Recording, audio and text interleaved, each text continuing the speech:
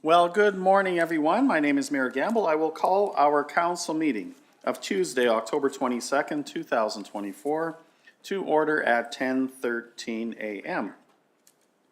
I will note that we do have all council members in attendance. Welcome to our administrative team and also to those who are joining us in the gallery this morning.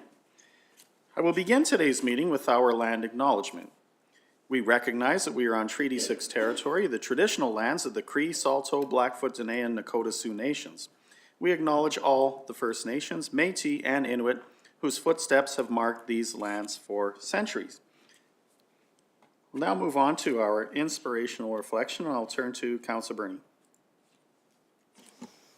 Good morning, everyone. During our council meeting today, may we be reminded that it is a privilege given us as elected members of Parkland County, and may we move forward practicing integrity and truth.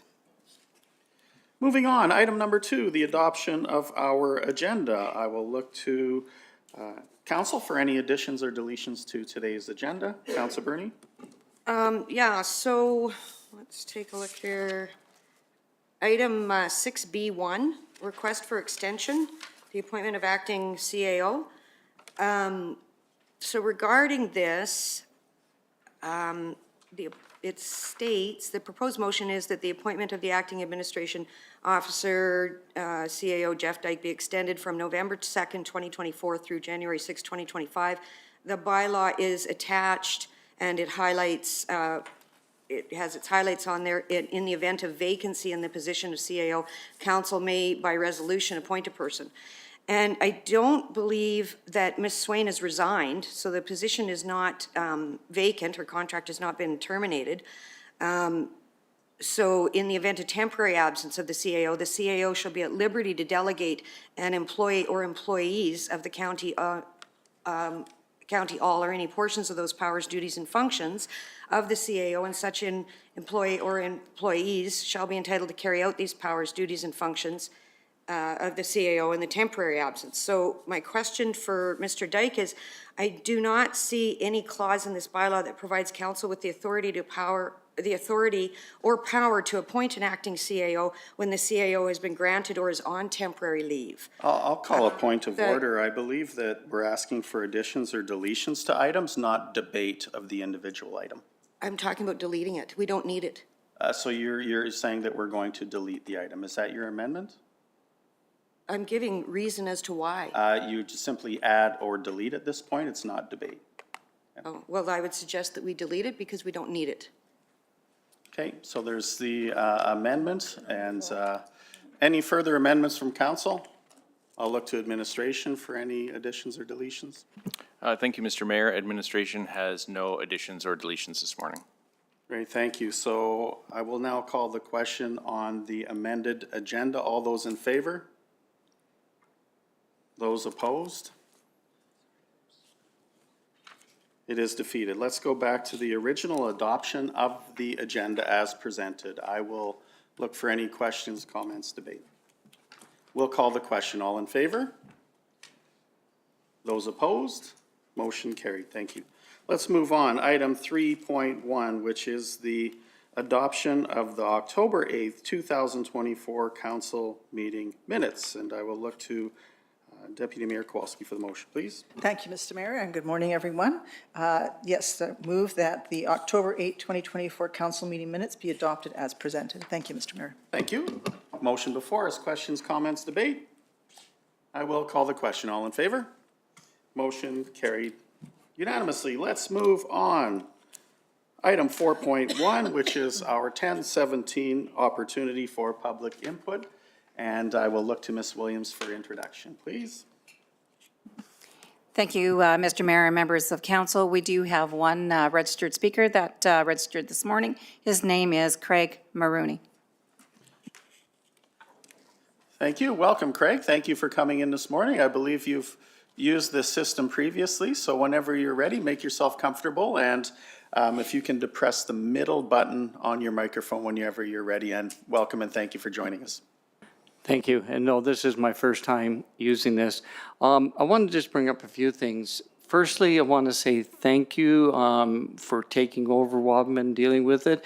I've had an excellent relationship with most of your people. Dave Cross, who is first class, Megan and your Donna, Dave and your economic development. I do have a concern with your project management team. And what it is, and I'm just going to bring it up straight for this waterfront park that they're doing, that they're expanding and doing all this for. I was concerned in the springtime or brought forward to Council Wiedemann and to Dave Cross about a sign put on there that said they were going to be shut down, the park's going to be shut down for the summer because they're doing all this expansion. You hadn't even had the tenders in. I've been in business quite a few years. I'm an ex-banker, financed lots of businesses over the years, and never seen one go to the other 100%. Now, one of my major concerns is so far, my general manager told me we're approximately 30 or 40% down in our rentals. That's where I usually get them is from next door, from the waterfront park. I'm not the only one in the village because I noticed on Facebook that Yellowhead Sub is selling all their ice cream or selling their excess ice cream. They had more. Some of the other businesses, Travelers and that, were down as well this year. I feel it was poor management, and I don't know who to blame it on totally, and they just shouldn't be jumping the gun and putting these signs up, because when you put them up, they go on your website, they go everywhere for it. And it's affected me personally. And one of the reasons I'm really affected and upset is that a lot of people don't understand. The marina works and operates on 5 months' income, yet I pay approximately 8 times the taxes of any taxpayer in Wabamun. So that becomes a very expensive proposition for me, or can. So I went and spent $100,000 of my own money, built more docks to try and increase people, because I could see this was going to happen. Councillor Wiedemann knows that I was upset. He tried to placate me and, and talk about it, and he was good. And Dave Cross was excellent, kept me apprised on everything, but nothing he can do. Whoever your project management team, I'd suggest that council looks at them a little more scrutiny and not just accept what they say. Because I've seen it happen too many times. And it's nice, but nothing goes 100%. Well, thank you, Craig. We do appreciate you coming in and sharing that information with us. We accept and thank you for the compliments to our team, but also you've identified opportunities and things that perhaps we can take a look at and provide opportunities to be better in the future. So I really do appreciate the balanced approach that you came in, and we will take that information away and we will review what our policy is with respect to projects and signage and how that interacts with our business and customers. So appreciate that. Thank you. Thank you. Okay, I will now, I believe that's our only registered speaker, but I will look up into the gallery and see if there's anyone who would like to speak this morning related to any agenda items that we have today. And if not, that's okay. You look like you were going to jump, but that's okay. I want to listen. Okay, awesome. Maybe, I might jump in. This is your chance. Yeah, I will note that this is the only opportunity to jump in is at this point in time, so, okay, thank you. So we're going to give one last look around for public input. I see no one raising their hand. We're going to move to the item to which the individuals have joined us in the gallery today, which is item 6G1, which is the options to manage wastewater overstrength charges from Arrow Utilities. I will turn this over to Mr. McGowan for introduction. Thank you, Mr. Mayor, and good morning, council. This item, we all know that we have discussed this item, which is to essentially reduce the impact of the Arrow overstrength charges at the wastewater transfer station, and really ultimately to the residents is what we're trying to deal with. Administration is now back at council and is presenting a review of some new options for council's consideration. And so that with that, I'll hand the floor over to Neil Jamieson, the Director of Public Works, and to Jadick Barawala, which is the manager of that area, for their presentation, and we'll certainly answer any questions that council may have. So with that, I'll hand it over to Mr. Jameson. Thank you, Mr. McGowan. Good morning, Council, Mayor and Council. Our favorite subject, once again. The purpose of our submission today is to present Council alternatives to lower the wastewater overstrength charges currently being imposed by Arrow Utilities. Just for background, back in June 25th, Council passed a resolution that required all private wastewater haulers to install a county-owned GPS unit in their vehicles when using county wastewater transfer station facilities. Additionally, they were required to separate septic tank or overstrength wastewater from holding tank or non-overstrength wastewater. Wastewater to ensure only holding tank wastewater is disposed of at the Stony Plain Transfer Station. However, due to significant opposition from the private haulers regarding the mandatory installation of a county-owned GPS unit and the requirement to separately dispose of holding tank wastewater, Council did not approve third reading of the proposed amending bylaw 2024-17 on September 10, 2024. Administration also supported defeating the proposed amending bylaw due to the negative feedback from haulers and proposed investigating a more effective and less intrusive alternative. As you look at some of the options here, administration is now including an option, number 4, which includes a cell phone-based GPS application that would provide an accurate electronic manifest, as well as help ensure proper separation of wastewater disposal at the designated transfer stations. Since the special council meeting on July 10th, 2024, Arrow Utilities overstrength charges for the period from July 1st to December 31st have risen to an equivalent annual amount of $520,250. This is an increase over the previous charge from January 1st to June, having annual equivalent of it's gone now to $558,000 from $520,000. So the overstrength is continuing to increase. So we've outlined 4 options. I'm just going to run through them. Option 1 is this option captures the costs necessary to recover the county's expenses for operating the wastewater transfer stations as they currently stand. The county is currently incurring a loss of approximately $280,000 per year by charging only the $10 per cubic meter instead of the necessary $20 per cubic meter. As a result, this option proposes doubling the current rate, which would lead to a major increase in annual costs for the holding tank owners and a significant smaller annual increase for septic tank owners. So we're certainly not recommending a large increase to recover our costs. Option 2 involves constructing a partial wastewater treatment plant similar to the existing one in Nisku, which only removes large sediments, oil, and grease. Administration anticipates this option would only partially reduce the current overstrength charges to approximately $343,000 per year, with a necessary cost recovery of $16 per cubic meter. So this rate would still result in a significant annual cost increase from our current $10 for holding tank owners and an increase for septic tank owners as well, but not as much. This option would involve closing the Villeneuve station, so we would just have the one station open. Option 3 is similar to option 2, but it's going additionally further with the treatment to eliminate all overstrength charges if possible. This would be not just the oil and grease and total solids, the physical treatment, but also biological treatment of the high BOD and COD biological oxygen demand, phosphorus, nitrogen, those types of parameters. So the wastewater disposal options are expected to be higher than current charges due to increased capital and operating, but those costs could be reduced with grant funding if it was obtained.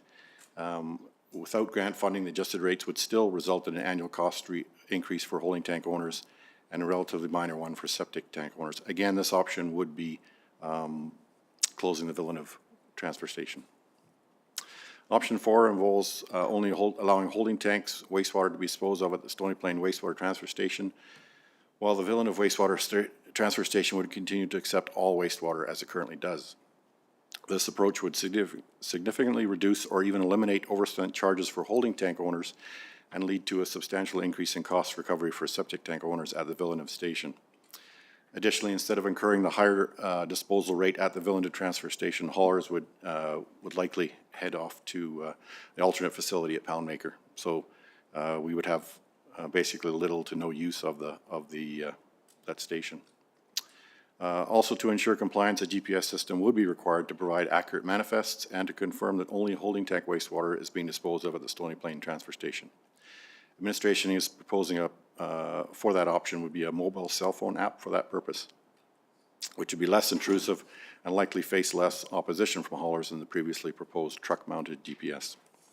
I just want to make a note there on the costs for the two treatment options.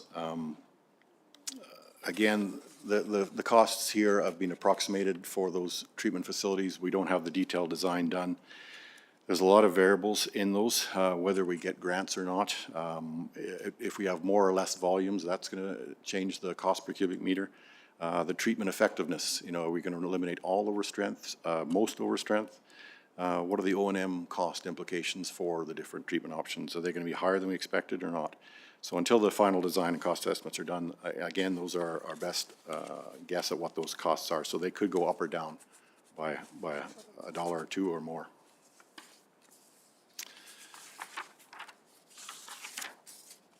So with that, administration is recommending option 3 as it's the next best alternative to option 4. Option 4 is the only option that aligns the wastewater overstrength disposal charges with actual concentrations being disposed of. However, this option was less desirable due to the reluctance from private haulers to separate holding tank wastewater from septic tank wastewater, citing that would lead to increased trucking costs for residents that outweigh potential savings from the lower overstrength charges.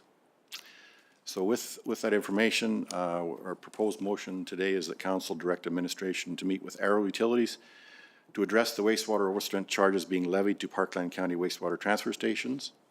And 2, that council approve option 3, including the approval of $200,000 from the water and wastewater restricted surplus funding to complete a detailed design and cost estimate for the construction of a full sewage treatment facility at the existing Stony Plain wastewater transfer station as presented. And again, this would include closing down the Villeneuve station.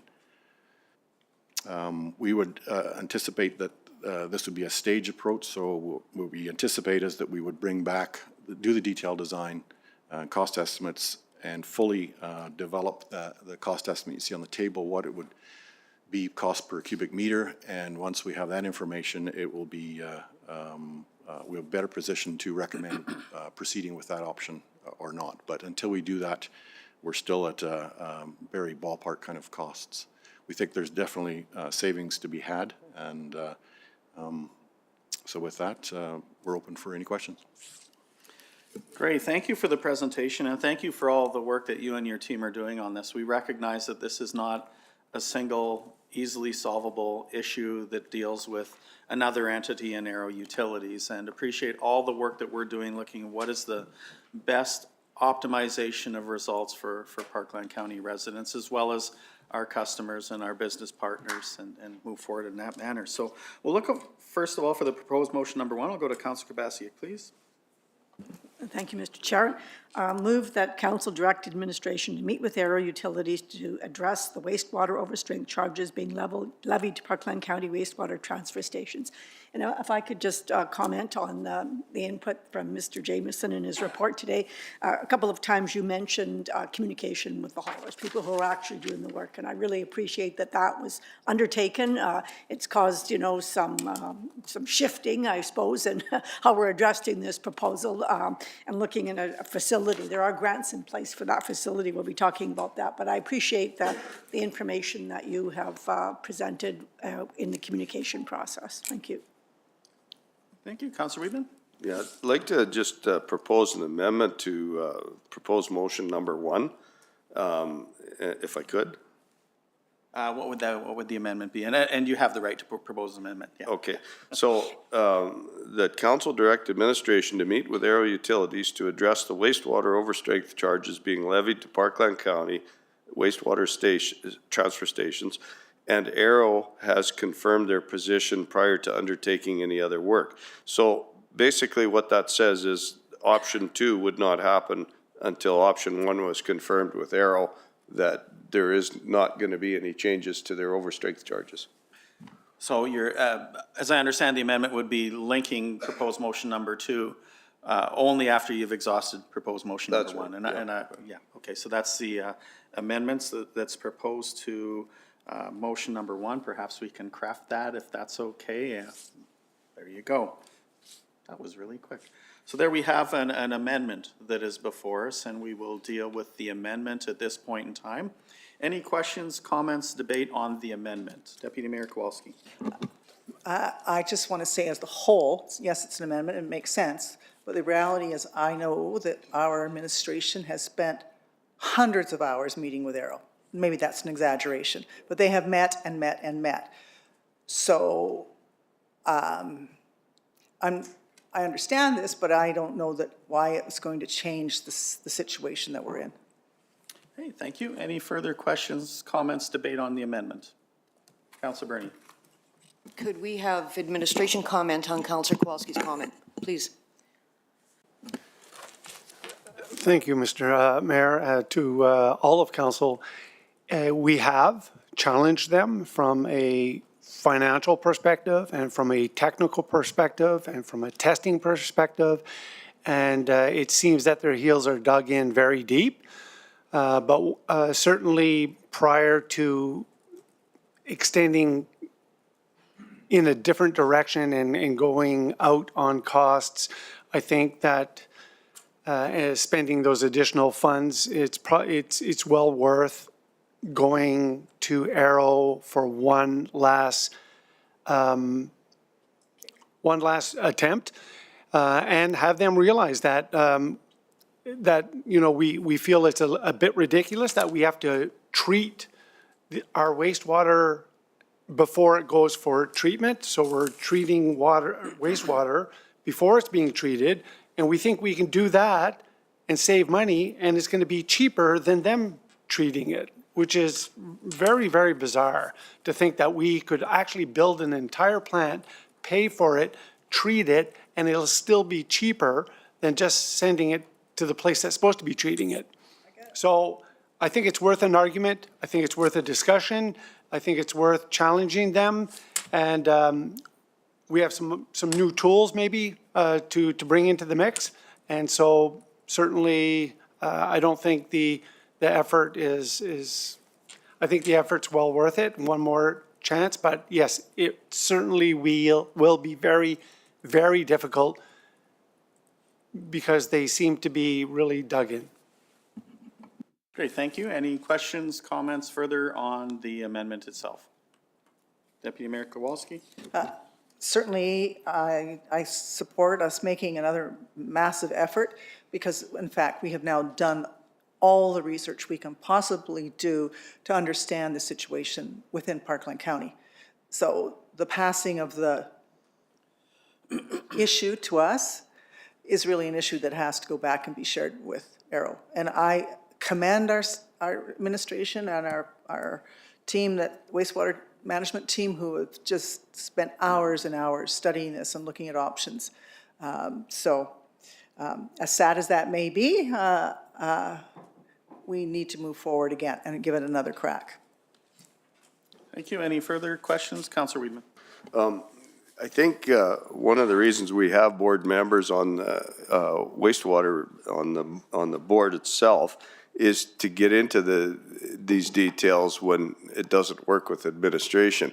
And so we have a different philosophy maybe as elected officials over staff. And we haven't went there yet, and I think that's where we need to go. And I guess I'll ask Councillor Kowalski, in your time on the board, and you've been on there 3 years, I think, has that ever been discussed, these overstrength charges at the board level? Yes, 3 times. And what was the result? That they are satisfied with how they charge for it and how it's assessed. And that the bylaw was put in, as a matter of fact, the bylaw was, the motion came from Parkland County from Mr. McNabb when he was the board member to put those overstrength charges in. And as Mr. McGowan has stated, they are entrenched in their position. And yes, it's been discussed. Oh, sorry. Yes, it's been discussed at the board at least 3 times. Why would Councillor McNabb at the time come up with a motion to charge his own ratepayers more money? I have not been able to find any history about how this bylaw came into place at Arrow. We've never heard any of this. So I think it goes back in time. If it's a flawed methodology when it comes to testing. And that's my whole argument for this. The testing itself is flawed. And it's unfortunate, any business in Parkland County that doesn't get tested regularly, I'll use a restaurant, for example, can flush whatever they want down the wastewater system.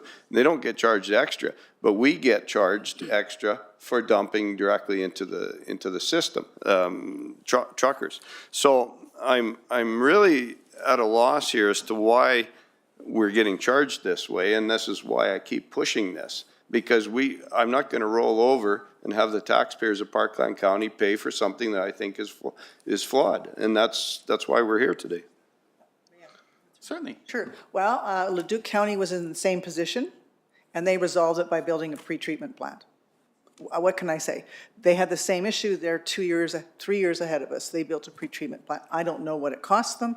Perhaps Mr. Jameson knows that, but that was their solution. So here we are with the same argument. So if we want to meet with Leduc County and ask them their issues, they were at the table. So yeah, I agree.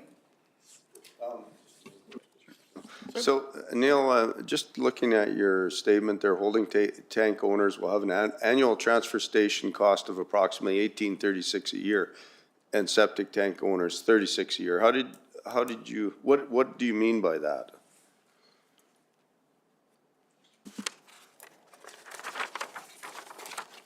Through Mr. Mayor to Councillor Wiedemann, well, I made a couple of assumptions, figuring out what the indirect impact on residents was. So we assumed the tank size would be 9 cubic meters, so close to about 2,000 gallons. And we assumed that a septic tank would be pumped out once every 3 years, assuming that was a bit conservative, and then holding tanks every 3 weeks. So for example, in option 1, it would be nine cubic meters times $20 per cubic meter times 17 times per year. That gives you $3,060. For septic tanks, it would be 9 cubic meters times $20 per cubic meter divided by 3 for every 3 years, so it'd be $60 a year. So those are the assumptions I used for calculating those numbers.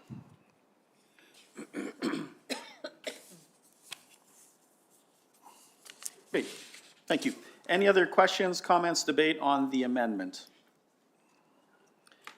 Seeing none, I will call the question on the amendment as it stands. All in favor?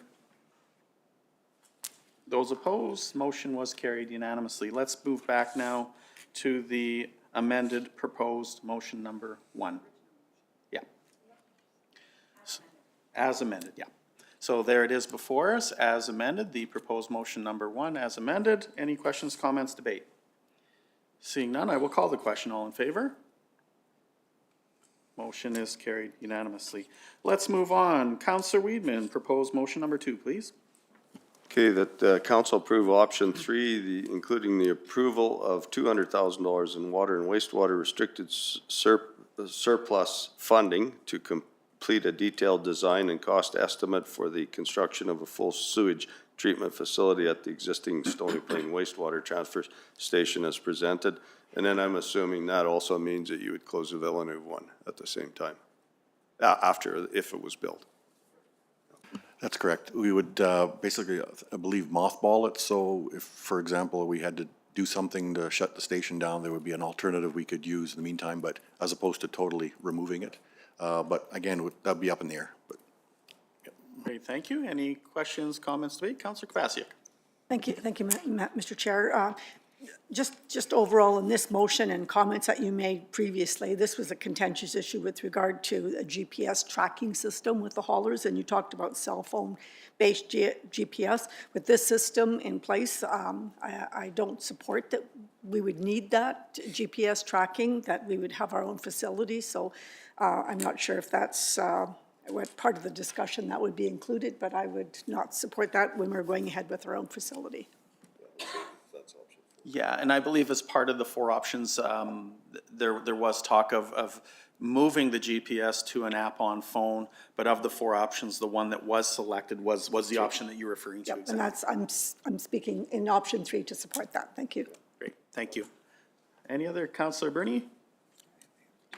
So, yeah, this is complicated, and I do appreciate all the work that staff has done on this and the concern that our drivers have. I have a few questions. In option 3, the approval of $200,000 in water and wastewater restricted surplus to complete a detailed design and cost estimate. Do we have any idea, can you give me any kind of idea how much this is going to cost? I know you want a cost estimate, but you must have an idea what it's going to cost. And if we were to apply for grant funding, how long would that take? And what percentage of the grant would we receive, of the construction would we receive? We do have some ballpark estimates from MPE Engineering, and I believe it was around the 1.7 million for the full treatment option. The grants, we've going to get MPE Engineering to apply for the grants for us, since they're very familiar with the work they've done for us already. I don't know offhand, maybe Jay would know what the percentage, if we are successful in getting a grant, what the percent. I recall him saying that we could get all of the engineering fees included or paid for. I'm not sure if there was additional funding on the construction side as well, but go ahead. So first of all, that the first grant is just for the engineering consultation work, and after that, it's going to be 70% grant for the actual capital project work. And then my question is, so what's the timeline that we're looking at for option 3 from today? So if we're going to start doing this, I'm assuming that we would start construction on it in what, 18 months, 12, 18 months? The plan will be, first of all, I guess, to meet with Arrow and confirm that they're not going to change their overstrength charges or their testing or whatever first. And if that's, we get their position and they're not budging, then we would proceed with detailed design. We would get that work done and get the cost estimates, and we would come back to council at that stage with our full option of what it's going to be cost per cubic meter to proceed. And we'll get the go-ahead from council whether to proceed or not with the construction at that point. So ballpark again, what are we thinking, 18, 24 months? Or more? If I may just interject here just for a second, I believe like the wastewater partnership program is managed through Alberta Transportation or Alberta Transportation Economic Corridors. And I believe they make their decision in the latter part of the winter, early spring. So we certainly would be making sure that we time our application for funding and that we're following that specific criteria under the funding model so that we don't start something too soon and then try to apply for it afterwards. We have to ensure that we're in line with that. But once we receive direction from council, we'll be pursuing the Arrow, and we'll also be pursuing grant funding and ensuring that we're aligned with the criteria around the grant funding application, along with the detailed design work. So if it's possible to get a decision through Alberta Transportation in the springtime, then we would be in full design from that point forward. So, Mr. Jameson, maybe you have something to say? Yeah, we did have some discussions with MPE Engineering, and they said the design portion could be retroactive. You can actually proceed with the design. It's the construction you can't start without getting the grant. So their recommendation was that if we get the go-ahead to proceed with the design, we could do all those functions and still come back to council and still get the reimbursement of the design fees after the fact in the fall. So they've considered the timing, and they figured that the design fees are the only ones that are retroactive to be. So, Mr. Jamieson, would it be safe to say, following through with Councillor Bernie's question, would it be safe to say that 2025 might be busy with design and getting all of the other miscellaneous items aligned with that, and at the latest, if we had to go ahead, to be constructed in 2026? That'd be correct, yeah. Sir?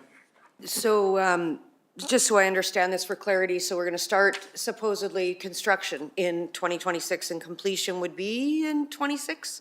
Okay, so then my question becomes, what do we do in the meantime? Would it be possible to use an app, a phone app to put that into play? Like, what do we do in the meantime? We've got 2 years to wait, and then we'd still be charged these overstrength charges until such time. So can you address that, please? Through the mayor to Councillor Bernie, I think we would, our discussions with Arrow, hopefully we're successful on a couple of issues on their testing methodology. For example, we did get some concessions on the way that the handy cans of the world are tested. If you recall, they're very strong overstrength sewage and very low volumes, and they were contributing to the same testing results as a full 13 cube meter holding tank, both with the same sample, so they give us some concessions. So if we can hopefully get some concessions in the meantime, otherwise we're still going to have those overstrength charges and the deficit being charged, basically funded from the reserve of the utility. And what would we do in the meantime? Would it be applicable? Would this app, phone app, be applicable at all? Sorry, I think the phone app would be a whole separate issue.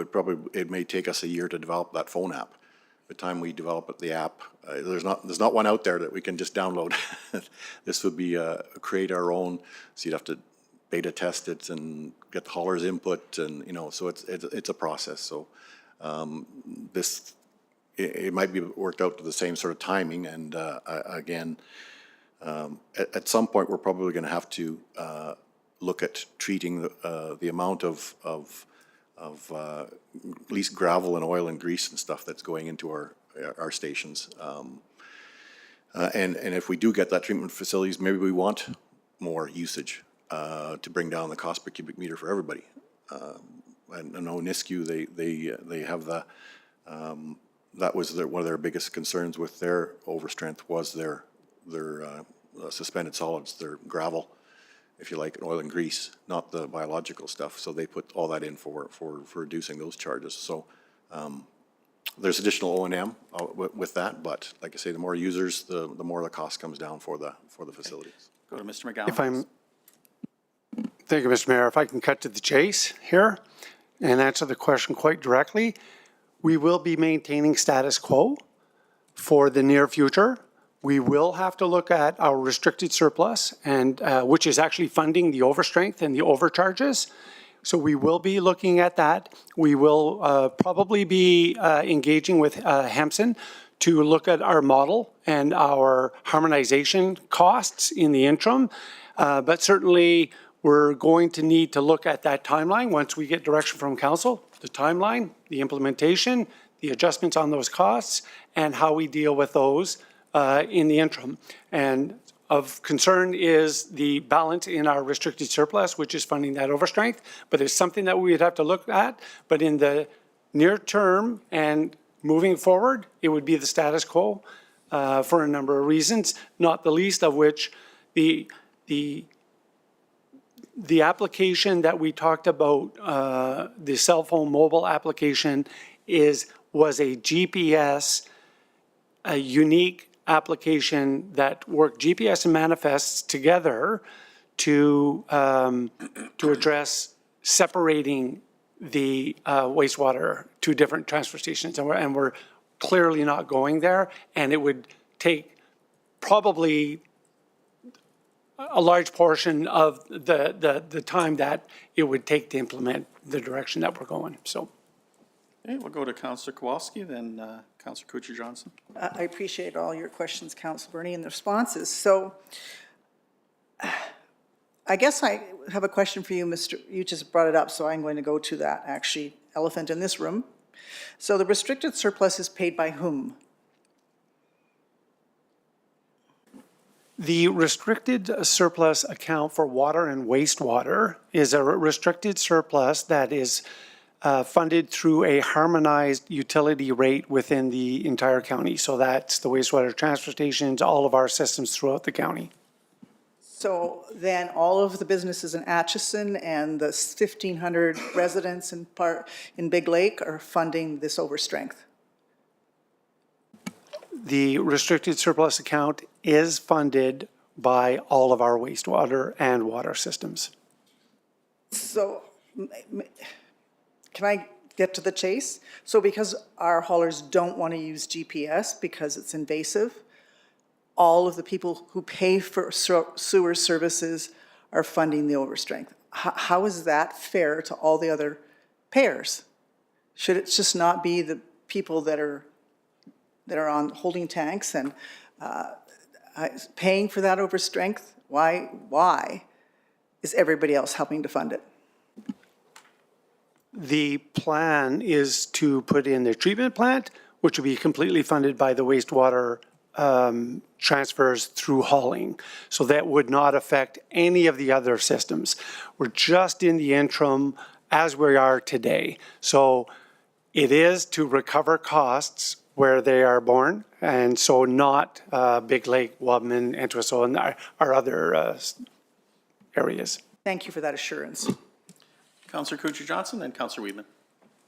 My questions are about long-term. I really appreciate the chart that was presented to us, but once we do go with option 3 and the treatment plant is built, does that mean that our costs will go down for everyone?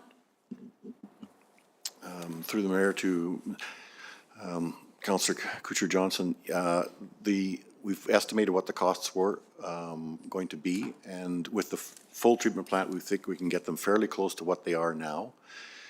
In that estimate is, the capital costs over 20 years at, 4%. So we've got to guess at what that capital costs. So, at that point, if you've paid it off, whether through grants or paid off the 20-year term, you've paid off that component, so you could reduce your rates at that point if you wanted to, or leave it in place and put a reserve in place for retrofits.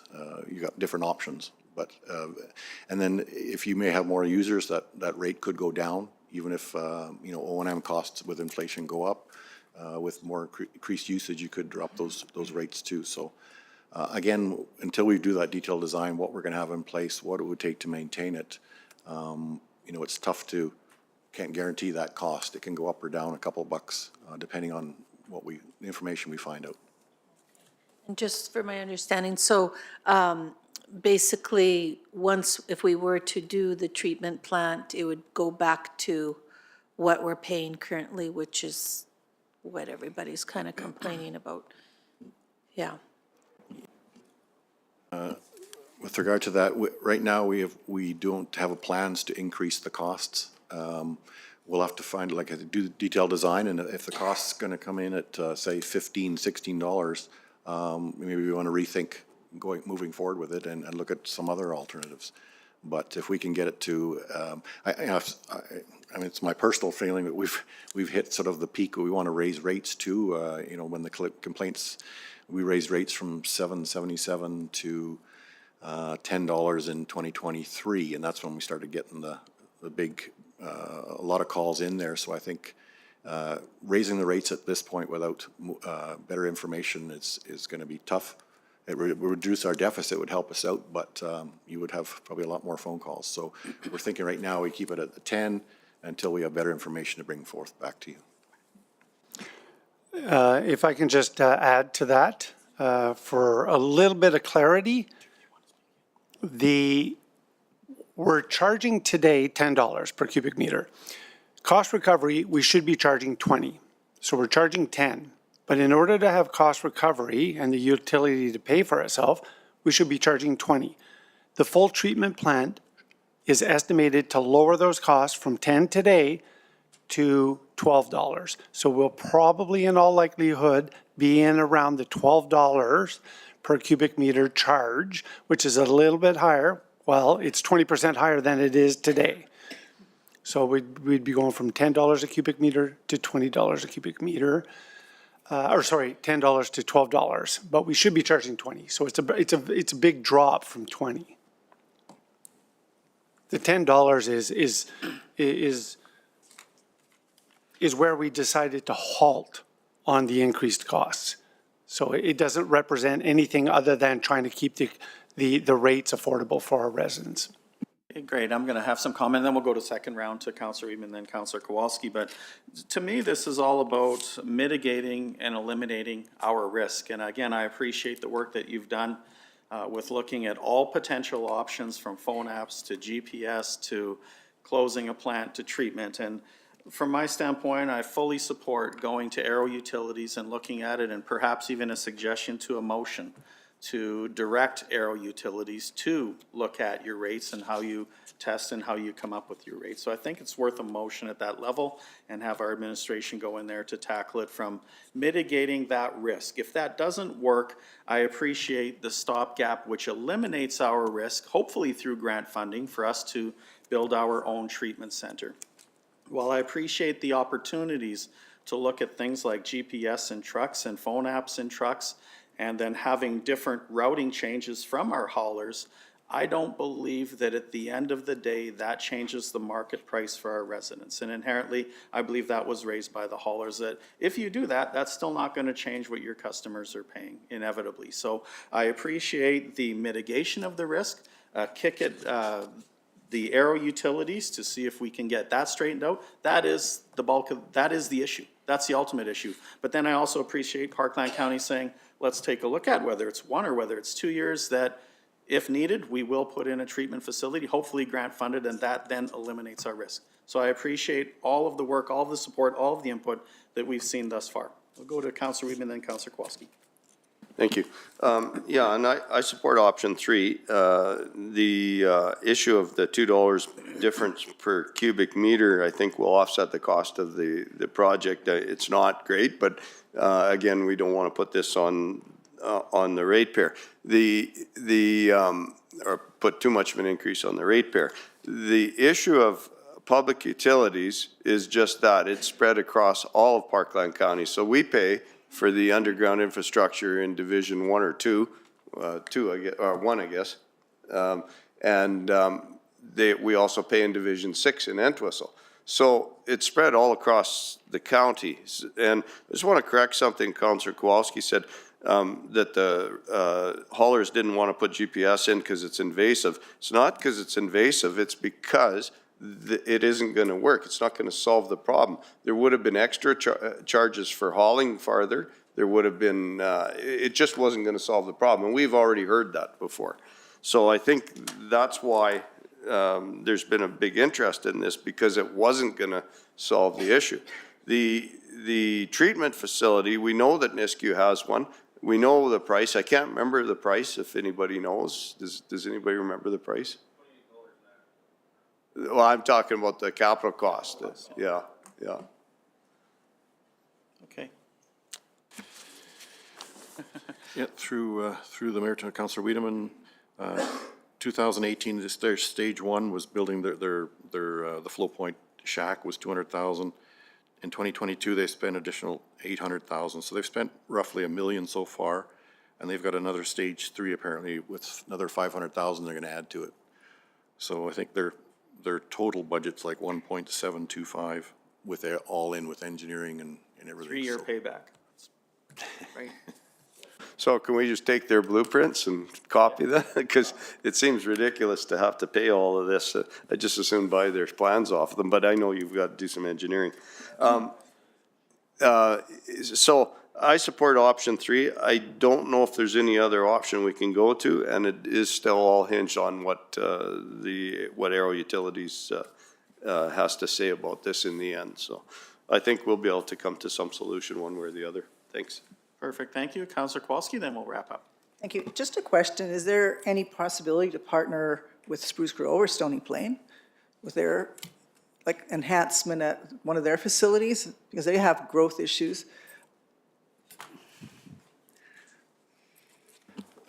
Through the mayor to Councillor Kowalski, we certainly did think of that, sending them a request for money for their businesses that might be using it. We suspected they might just say, that's our businesses, they do whatever they want, sort of thing. So we have not looked at the possibility of sharing. We did look at potentially helping our grant situation by including, the usage of that facility by outside other municipalities. So that hopefully that might help our grant application. Great, thank you. We have proposed motion number 2. Last comments before we wrap up. Councillor Bernie. So I'm not sure if this question is to Mr. McGowan or to you, Neil. When we take a look at the customers and where our drivers were going from what we could read, what percentage do we know of Spruce Grove or Stony businesses are using our system? Ballpark again.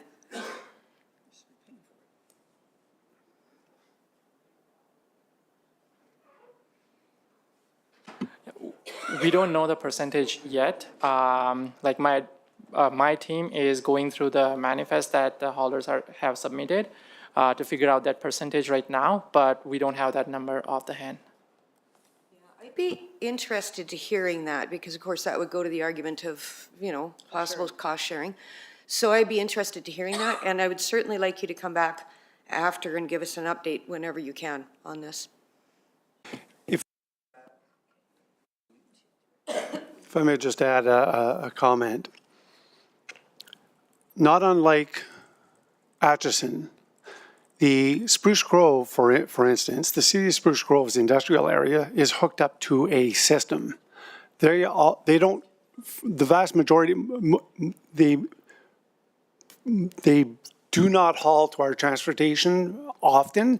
Most of them are hooked up to a system and they're tested in a similar fashion as we test like Champion in Atchison.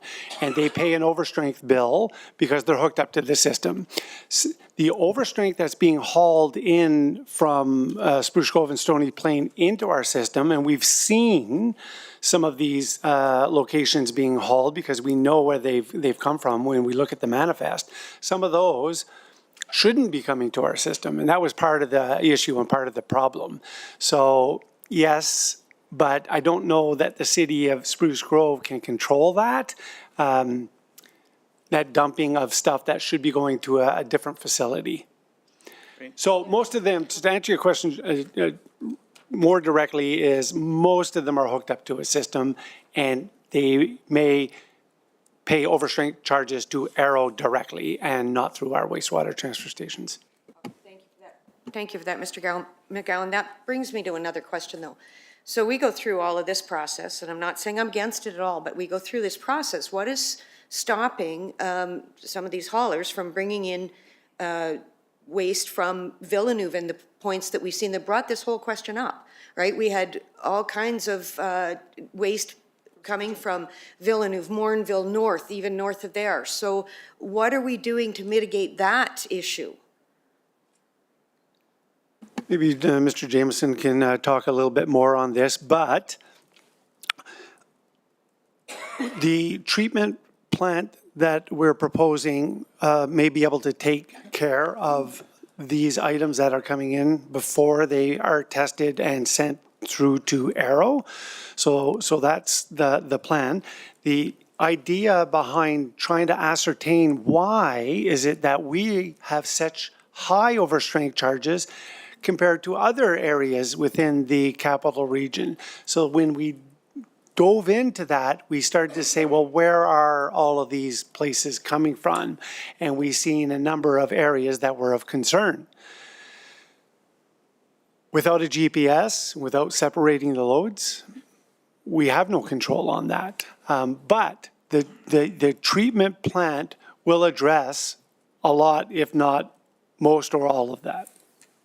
Perfect, Mr. thank you. Jameson?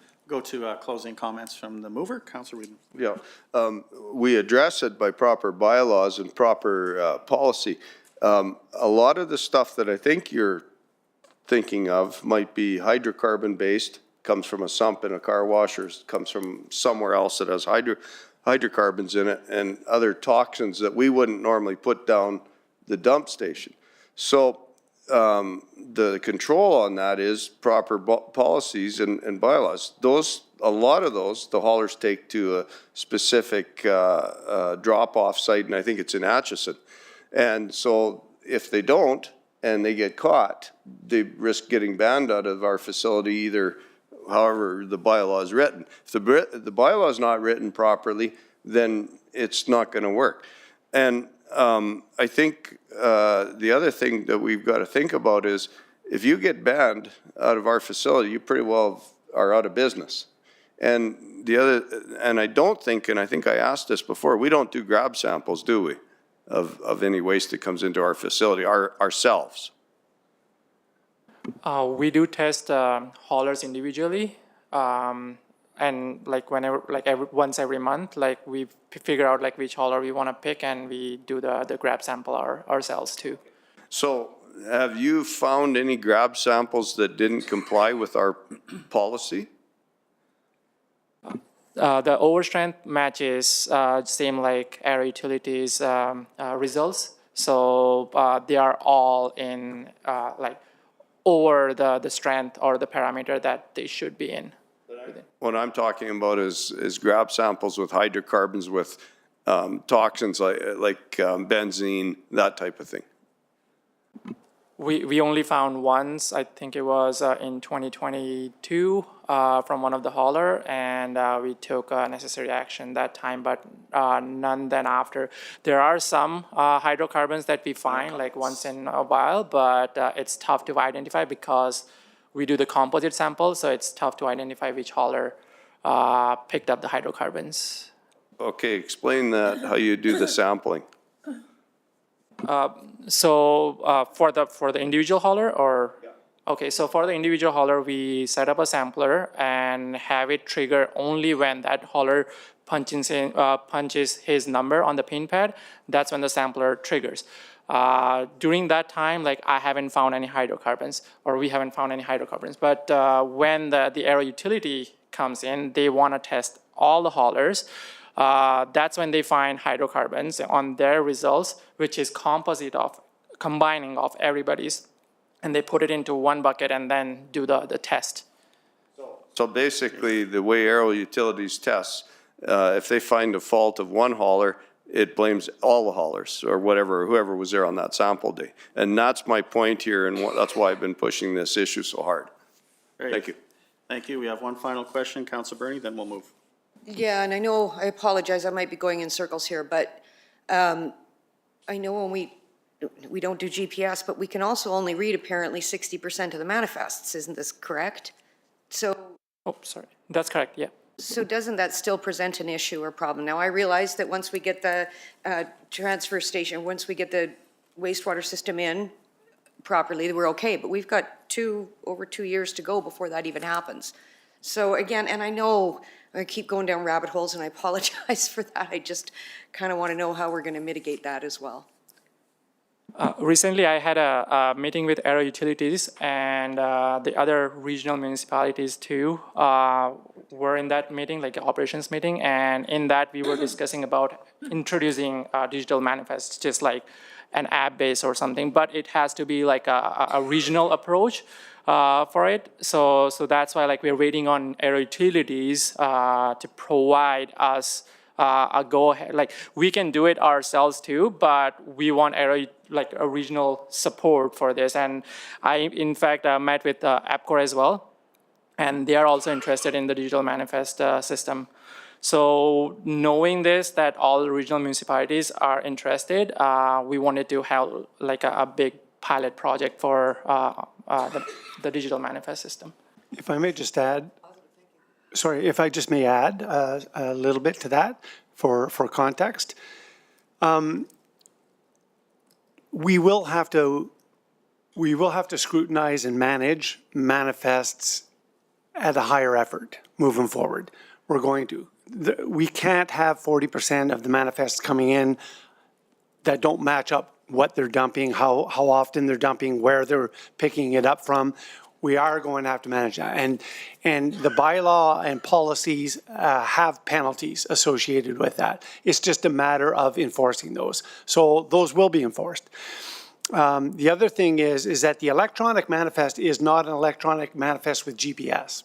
It's an electronic manifest where it provides assistance to the haulers so that they can just do it digitally and they can just send it in digitally. And so you don't have to worry about whether it's legible or not or whether it's missing information. So there'll be some pull down. We envision it to have some pull down options where you can put in the address, the pickup time, and the drop-off location, and then the required information that they're supposed to have on their manifest. So it'll make it easier on them, but it's not intrusive. It's just doing what they would have to do by hand.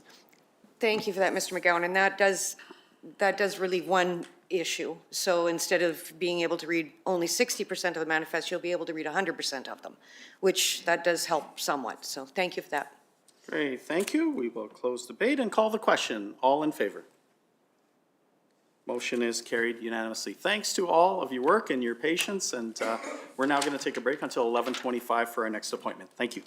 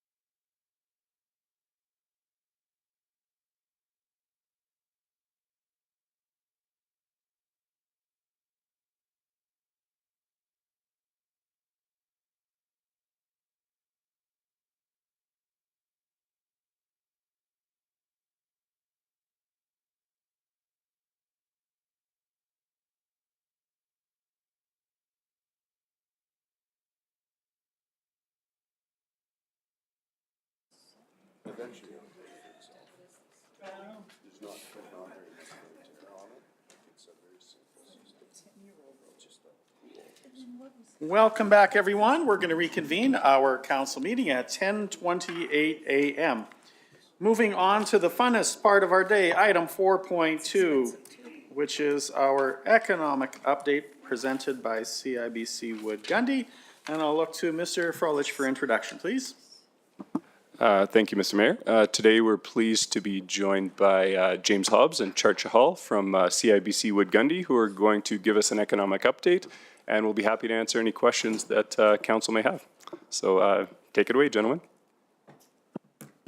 Thank you very much, and good morning, Mayor and Council. Always good to be back here, and turns out it's a very timely time to give an economic presentation. So we're kind of doing our routes right now across the province and everyone in budget.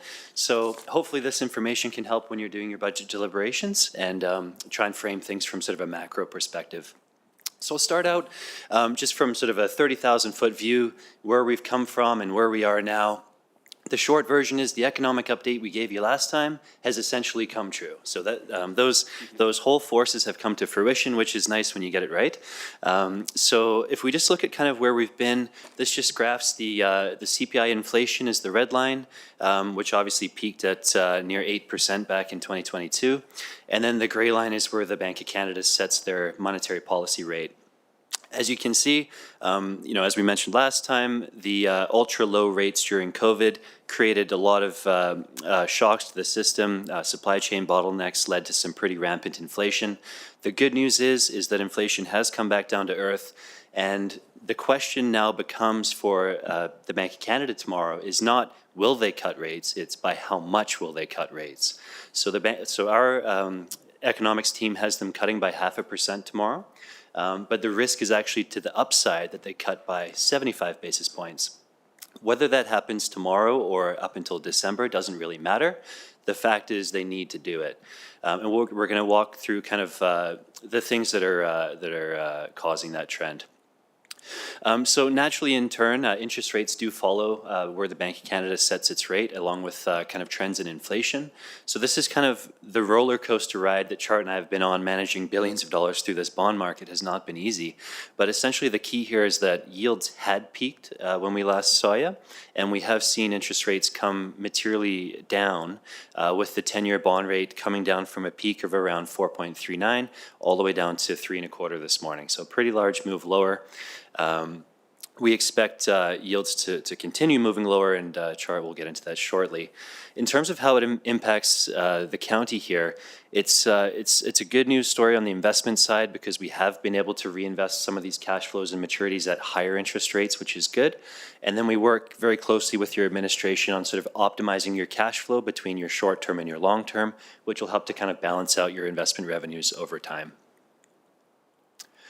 Now, if we just kind of start talking about why the Bank of Canada needs to start cutting interest rates, they're basically running out of excuses. So first thing we'll look to is per capita consumer spending, because that drives a lot of economic growth.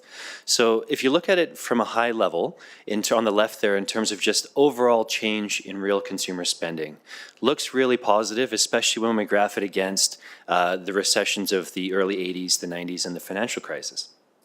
The problem is when you translate that into a per capita basis, which is on the right, shows you the latest change in real per capita spending versus the 2022 peak. It's almost as bad as the financial crisis in terms of the pain that we're feeling, so to speak, as consumers. So whether it's our mortgage coming up for renewal, keep going, Chart. I jumped ahead of myself, my apologies. So Bank of Canada is going to look at a few things. The first one's inflation, which I kind of already touched on, has come back down to earth. But they have a dual mandate to keep prices stable, but also keep employment stable. So this just here shows us that the rise in unemployment rate is greater than previous slowdowns, but it's not close to recessionary levels yet. This here just shows you the Canadian unemployment rate during now versus recent slowdowns. The black line being the latest change in unemployment, and then that dotted gray line on the top is the Great Recession. So you can see there that we're not quite at recessionary levels with the unemployment rate, sitting around 6.5%, but it is trending in the wrong direction, which is kind of a red flag for the Bank of Canada to say, okay, now might be the time to start bringing down lending rates, stimulate some economic growth. You might just say that this increase in unemployment is due to the massive amounts of people that have moved to Canada over the last year. But when you dig down into the numbers, it's actually older sort of domestic-born and immigrants who have been here for more than 5 years that are feeling the largest kind of brunt of the pain of that unemployment rate. So it's not just due to an increase in the participation rate or the number of people in the economy, it's actual genuine pain in the labor market that we're feeling. And then when it comes to inflation, we'll show you the provincial specific data, but essentially inflation is already below the Bank of Canada's 2% target. The latest headline was 1.6%, but if you strip out shelter inflation, so your mortgage interest costs, the year-over-year change is actually 0.3%. So nearly no change in inflation if you strip out that remaining factor, which is mortgage interest costs. So if you're the Bank of Canada, you might start to wonder, okay, the U.S. economy is still kind of going gangbusters down there. The jobs numbers are stronger than they thought. Inflation is proven to be a bit stickier than they thought. So in the U.S., it's looking more and more like the Fed's going to be cutting interest rates slower than we are here in Canada. Then the question becomes, are we able to deviate from the U.S. Fed without crushing our currency? So if I have a trip planned to the U.S. in the next year or so, I want to be buying U.S. dollars now. I think the pressure is going to be on the Canadian dollar over the next year if we start cutting interest rates a lot faster than the U.S. And lastly, I kind of just touched on mortgage interest costs. So for those of us with mortgages, we've been renewing our mortgages with 20% higher interest payments in most cases. So this is sort of a self-inflicted pain that the Bank of Canada has caused by raising interest rates so much so fast. They've created actually the largest component of CPI inflation, which is shelter. Their high interest rates are feeding into that. So sort of the last part of inflation to come down is these mortgage interest costs, which the good news is should come back down to basically no change for 2025, which is good news for all of us with mortgages. And then in terms of sort of should we be worried that inflation can come back, like those issues during COVID, such as supply chain bottlenecks, shipping things shut down, will those same forces cause an inflation shock again? The good news is that the Canadian economy, at least, is well stocked in terms of inventory, and we can absorb a strengthening of demand without creating too much inflation. Thanks, James. So just kind of piggybacking on that mortgage cost analysis that James had in front of you guys, obviously the big hot button topic for Canada as a whole right now is the housing market, housing affordability. That is the key theme that everybody's kind of pointing to right now. So I just want to give you guys a couple slides to give you a little bit of perspective on what that housing affordability looks like and then who it's going to affect and why, again, building the case for why the Bank of Canada has to start doing these aggressive jumbo 50, 75 basis points cuts. This slide basically shows you the housing affordability crisis in one slide. It's on the red line there, you have the estimated household formation, so the amount of new households coming into the market looking for a house. And on the gray line at the bottom there, you can see the actual housing stock addition that we're getting. In a nutshell, we have 3 years of underbuilding, so we're undersupplied by 3 years of new pace of inventory that's coming to the market. So not only do we not have enough inventory now, but we're also underbuilding. So it's going to be, that lag is getting larger and larger and larger. So this is the story that Canada essentially has to solve, which is not an easy one to solve because, as we all know, you can't just plunk a bunch of houses out tomorrow. It takes some time for that construction to complete. The other one impact, the impact I want to look at is from the actual consumer perspective. How are we faring with these new mortgage rates, and what's that impact going to be to individuals who have mortgages renewing in the coming years, which is not, it's not a fun story to look at. So we had the slide on the data on the right. The last time we were here, we kind of showed you the impact of every percentage or half a point cut and what that looks like to the average individual's mortgage payment. But I want to do a little bit different today. On the left-hand side, I want to pair that with the income growth of house owners with a mortgage. So it's one thing for me to say their interest payments are going to increase or the monthly mortgage payments going to increase by 25% month over month. But if they got paid more, the impact of that's not so bad. On the left-hand side, you can see that adjusted for inflation, income growth in Canada for homeowners from 2020 to 2025 estimate is just sub 5%, right? So the actual wage inflation increase to the consumer to fare on how much they can increase their mortgage payments, just under 5%. On the right-hand side, now we can compare that with the data. Let's say the Bank of Canada cuts by 50 basis points tomorrow. That's still a 15% increase to people's monthly mortgage payments at renewal. And so we're talking about basically a 10% deficit from an income perspective.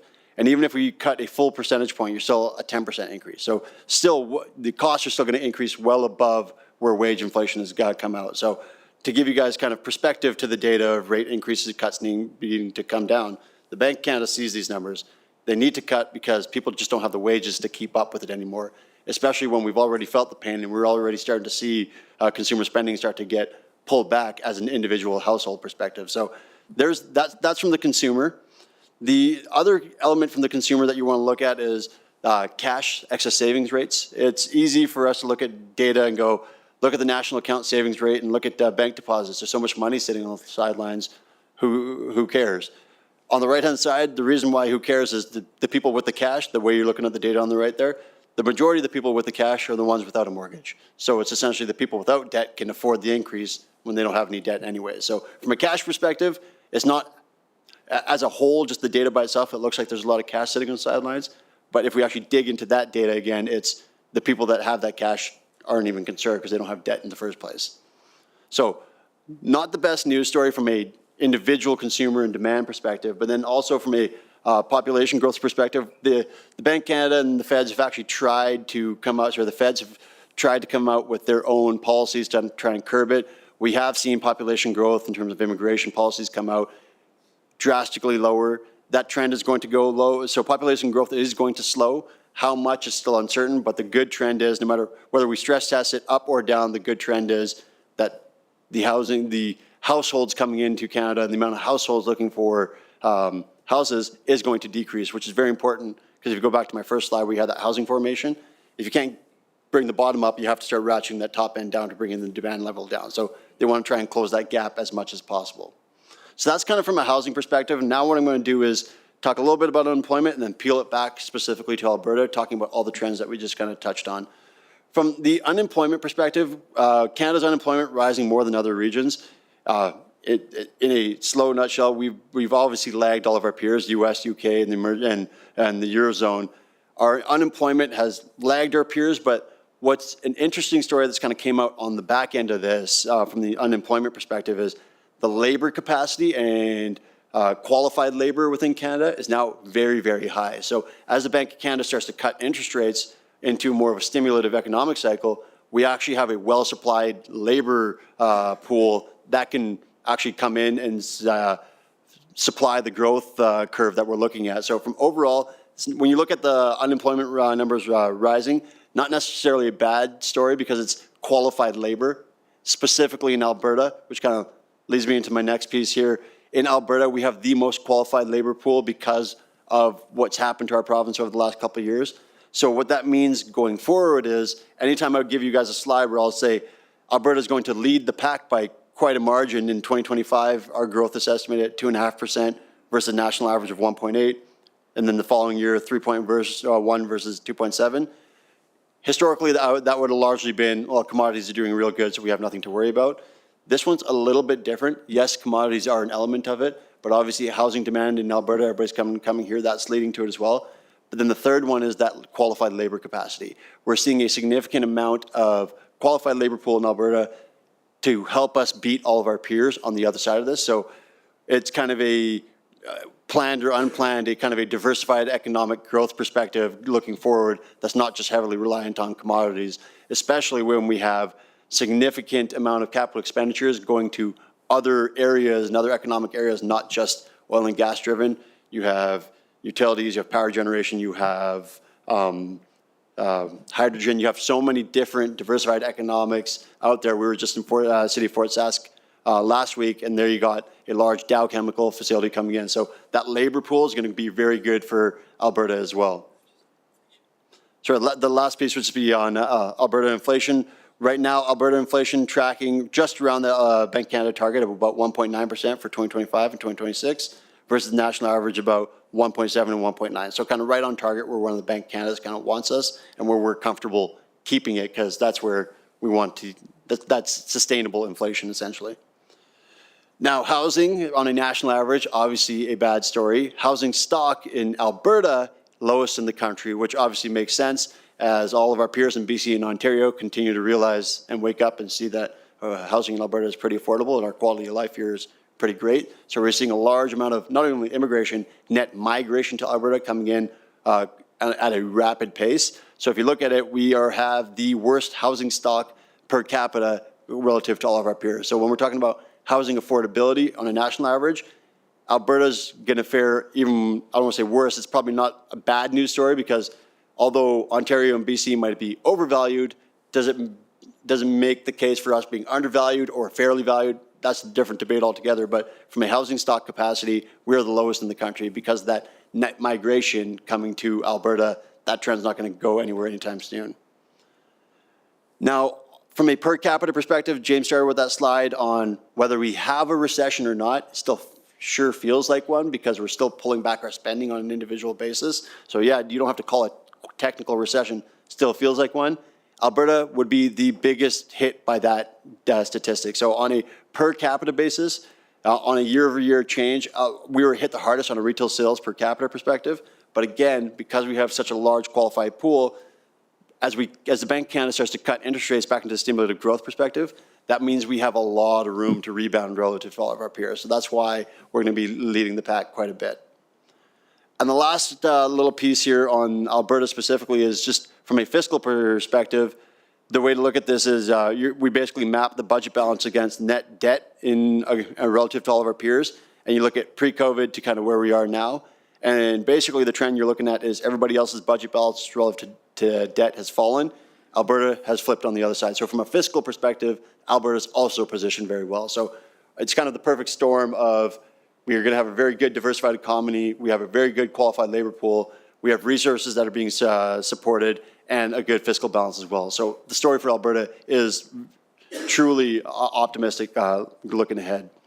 Now, we've used the word jumbo base rate cuts. We've used 50 basis points, but this is the data that everybody likes to look at. The Bank of Canada overnight rate right now, we do believe that there could be a 50 basis point cut tomorrow. And whether it's 50 basis points or 75 basis points, as James said, whether that's tomorrow or by the end of the year, it needs to happen. So whether they eat the full bullet tomorrow or just spread it out over a couple months, we're less concerned with that. The key anchor number to look at here is 2.75%. 2.75% in Canada is what's called our current neutral rate. What rate would the Bank of Canada have to set rates to make it neither stimulative nor try and stop people from spending? Basically the neutral rate. 2.75 is that. So where do we need to cut rates just to get to baseline? 2.75. Where do we need to cut rates to get our economy stimulative again? Below that number. So that's why when we put a rate forecast in front of you that says 2.25, we're pretty confident in that because that's what we need to get economic growth back in Canada relative to the US where they don't need to cut relative below their neutral rate because of all their economy seems to be the most resilient thing in the world at this point right now, but they have so many other factors versus Canada's significantly more sensitive to higher rates than our peers. And this is why on the back end of it, when we do cut rates, we have to cut significantly more aggressive than our peers down south. Now, what does it all mean? Kind of putting everything together for you guys today. Even though inflation has eased, we can and will continue to do so. The cost of past inflationary pressures has already been incurred and needs to offset. We always include that bullet just to remind everybody, yes, inflation is below target, but it's a rate of change. So prices are increasing, they're increasing at a slower rate. There's a lot of room for growth before inflation becomes a concern again, as the world kind of shifted pre-COVID of what we call just-in-time inventory to now just-in-case. We've been really well stocked, so we're not worried about supply kind of dipping away or supply chain bottlenecks causing inflation from a supply perspective. Interest rates in Canada, there's need to accelerate growth, so we're going to need to call it below that 2.75 interest rate, neutral rate, unlike our peers to the south. And rates are likely to remain low, not just next year, but through 2026, because you're going to have a lot of mortgage renewal considerations that are going to happen in Canada. And all those 2019, 2020 mortgages that are coming due need to be fully shaken out of the cycle. So we're going to be, when we say lower for longer, this is what we mean by that. And then Alberta, our province is going to lead in terms of growth due to potential diversity factors, labor and employment, commodities, and we're seeing capital expenditure programs in a multitude of economies which we haven't seen and at a meaningful rate in quite some time. With that, again, a lot of data in a short amount of time, but we want to leave time for questions. Great, thank you. This must be one of the best times in your career because it's all great news. How often do the stars align that way? So that's awesome. So first of all, thank you for the presentation. Mr. Hobson, Mr. Chahal, we'll move to Councillor Kucher-Johnson to put the motion forth and then move to questions.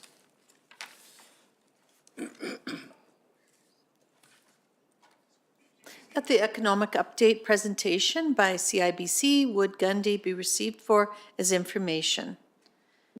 Great, questions, comments of council? Councillor Bernie? Thank you for that, gentlemen.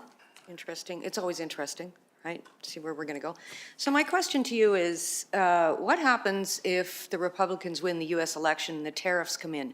Is NAFTA going to be affected, what, in your opinion? And I realize that in Parkland County, manufacturing isn't our #1 industry, but like some comments on that. The good news of this presidential cycle versus the historical ones is now we actually have a way to look back and see what happened with the last one versus trying to guess going forward. The reality is there's a lot of promises, a lot of commitments. NAFTA will be a concern, but what we can see in the short term, how it shakes out from an impact to Parkland County, impact to the investment universe that we live in is significantly more volatility, right? The volatility is what's going to shake out. There's a lot of, like we've seen tariffs on steel, we've seen tariffs on a lot of impact. We don't think that it's going to have as big of an impact as individuals are seeing. It's more, that focus is more south of the border than north of the border for the U.S. peers, so they're not as concerned up here. There's going to be an impact, but it's not as brutal as it is down there, but it's one to be seen. But in our universe, it just means more volatility that we could potentially take advantage of.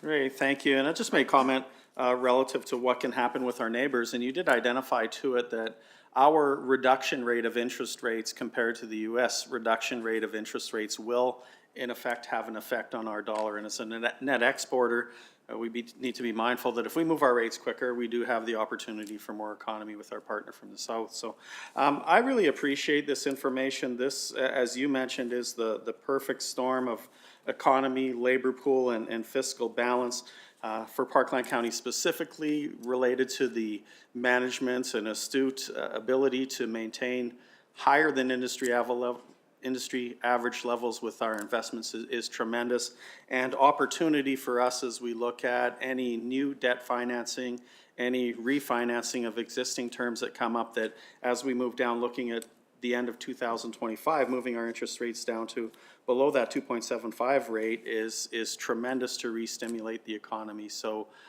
guns a-blazing for Parkland County. We're in great shape. So I really appreciate that. No direct questions. Open up to the rest of the council for questions and comments. Councillor Kowalski. Thank you very much, and thank you, Mr. Mayor, for those comments as well. I'm wondering if you can elaborate a little more, gentlemen, Mr. Hobson, Mr. Chahal, on your last comment about Alberta's strength, because you have one line, but that's where we live. So could you flush that out just a tiny bit more for me, please? Absolutely. So there's kind of three key elements and three key themes of why Alberta is going to lead the pack, and we heard it from Mr. Mayor just there as well. Summarized a great fiscal balance from a provincial standpoint, our qualified labor pool, and a well-supported commodity sector kind of become that perfect storm on when we get that recovery, we have the right resources available to fund that recovery. Is the kind of the way that you want to look at that? And just anecdotally, the migration from BC and Ontario to Alberta is quite pronounced, which is why you're seeing that really tight housing inventory across the province. Like the housing market in Toronto and Vancouver is actually softening, whereas Alberta is setting records for all the different categories in housing, right? So just kind of supports that story. It's a great spot. Thank you. Any other further questions, comments, debate? We certainly thank you for your time today and the presentation and the answering of our questions, and look forward to seeing you again soon. So I will call the question. All in favor? Motion is carried unanimously. Thank you. Have a wonderful day. Thank you very much. We do have a bit of time before lunch. Is there any specific items that you would request that we move to, Mr. Dyke, with employees, or should we move to our 6A1 and 6B1? Mr. Mayor, I'm comfortable with you just moving through the agenda. Let's move on to item 6A1, which is the Municipal Government Act, Council Code of Conduct, two proposed motions that were put forth by Councillor Weedman. So I'll turn that over to you for proposed motion number 1 and then following number 2. Good, thank you. So the motion is that council requests the Alberta government remove from the Municipal Government Act, Section 146 bylaws, codes of conduct. And I sent you all the background on this, or some of the background I made anyways. I had a talk with Minister McIver, good talk actually, with him and his chief of staff here about a month ago. He actually took the time to go over this. I guess prior to us getting on council, there was some request from Alberta Munis to put a code of conduct in the act. He warned them. He said, don't do it. If you do it, you're going to regret it. And now he's saying he's right and we were wrong, or councillors were wrong at the time. We see, and I have the background here. I don't know if you want me to read it all, or do you want me to go over it, or? Which? Okay. Sorry, Mr. Mayor, sorry. Yeah, so the background here is, in the past, going back many years, there was never any code of conduct unless it was made and initiated for and by each individual municipality. Many of the issues between councillors were handled internally by discussion, and if there was no agreement, by a well-written policy and procedures. In addition, councils always had the ability to manage mayor-councillor conduct by limiting committees and by removal of specific privileges that elected officials typically have. For example, if a mayor wasn't speaking for the majority of council, you would have those privileges removed by motion of council for a preset period of time. Typically, the deputy mayor would assume the role of mayor for those purposes of communication and or meeting governance. These sanctions are still available to use in specific circumstances by all councils today and are very effective. Several years ago, the government of Alberta was asked by local elected officials to put in a code of conduct, and this is what I just spoke to. Minister McIver was reluctant, but he put it in anyway, said you're going to regret it, and that's what's happening now. The problem was that there was no specific guidelines for the content of each municipality's code of conduct. The regulation of the code of conduct regulation, so there was a free-for-all resulting in many different code of conduct versions and ideas without consistency from a variety of consultants, many of which had never worked in this area. In the end, many municipalities ended up with versions of code of conducts that were not complete, not enforceable, or worse, did not have any provisions for things like validity, factual claims, and in some cases were not clear as to outcomes. Many of these codes of conduct were used as weapons, and still are today, by councillors for things like not getting a resolution passed in council, by staff when they do not like a councillor's opinion, an opinion of their work or report, and by CAOs when council was trying to hold them accountable. Now, I'm not saying any of that's happened here, so just don't jump to conclusions. And by the public for reasons such as if a councillor told a ratepayer something they did not like and agree with. Many times we're approached by ratepayers and they want something specific, and we sometimes have to tell them no after doing research on their issue. They may not like it, and they're free to charge you with a code of conduct, and I don't think that's right. And also by special interest groups after a council vote. For example, if a council votes 6-1 on a subdivision, and the one opposing vote or the 6 in favor are issued a code of conduct by the group, by the special interest group, opposed to the development, or by the landowner that stands to profit by the development. These are just a few of examples what can happen and how easy it is to launch a code of conduct. My recent discussion with Minister McIver and my comments made on the floor of the RMA last year, Minister McIver was open to the idea of removing 146 from the MGA. It appears, however, that many municipalities want an integrity commissioner. Most likely, several of them would be appointed under municipal affairs. And that's kind of the way I see it going right now. So they'd be appointed under municipal affairs to implement codes of conduct brought forward by the public, other municipal leaders, and possibly staff. If this happens, you risk getting someone who is untrained, never been elected, or whoever the province wants to appoint, and whoever gets assigned in the rotation of volunteer commissioners, if you want to call it that. In my opinion, this will make the process even worse. In addition to this service, will most likely not be free. Each municipality will most likely be responsible for costs of the integrity commissioner, which may be beyond the control of the municipality. In my opinion, this will result in open season on any municipal leader, and no one will be accountable as to the validity of the complaint or costs associated with it. After looking at codes of conduct across Canada and throughout Alberta in the last 3 years, the only clear winner has been the lawyers and or integrity commissioners that are on the payroll each time a code of conduct has been initiated. Even more important, and by far the most costly, is the thousands of hours of staff time used in preparing FOIP documents, information for investigations, and supplying information to code and conduct investigators, which may typically exceed all other costs combined and is not well documented. Staff time, for instance, we don't really account for it. We can, but we probably don't have a really accurate accounting of all the staff time that's used in these things. In closing, my motion is to eliminate the code of conduct regulation completely in the MGA and enter it as a resolution at RMA and AB munis in time so the province can consider it in the legislature at the appropriate sitting. Over the last 3 years, it's become evident that the only one that benefits by bringing forth code of conducts is the person initiating it, whether valid or not. So that's my comments.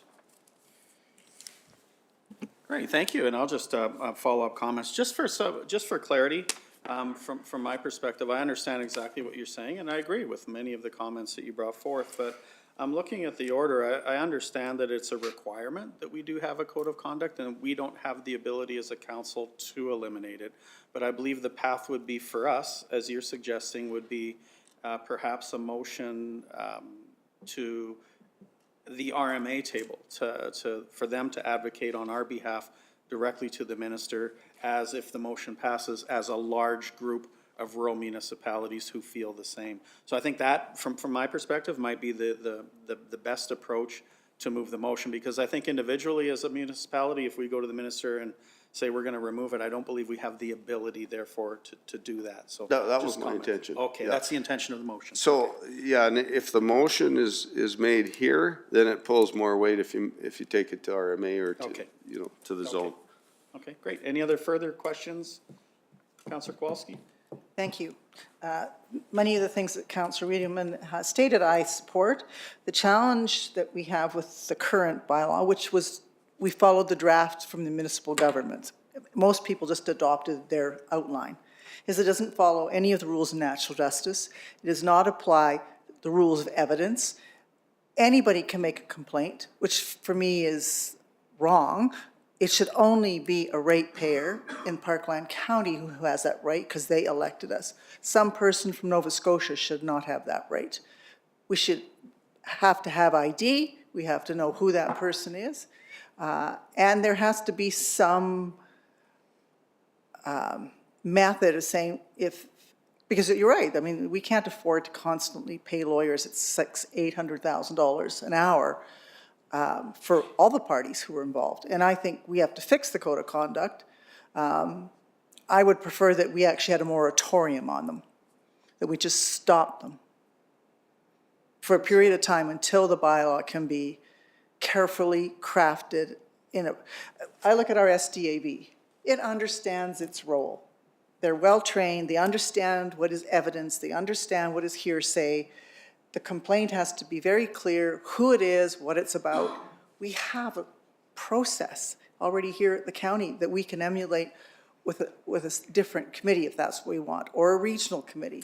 I'm not sure in this day and age that we will be effective in getting rid of code of conducts, but I think we can do a much, much better job on making it fair, transparent, and manageable.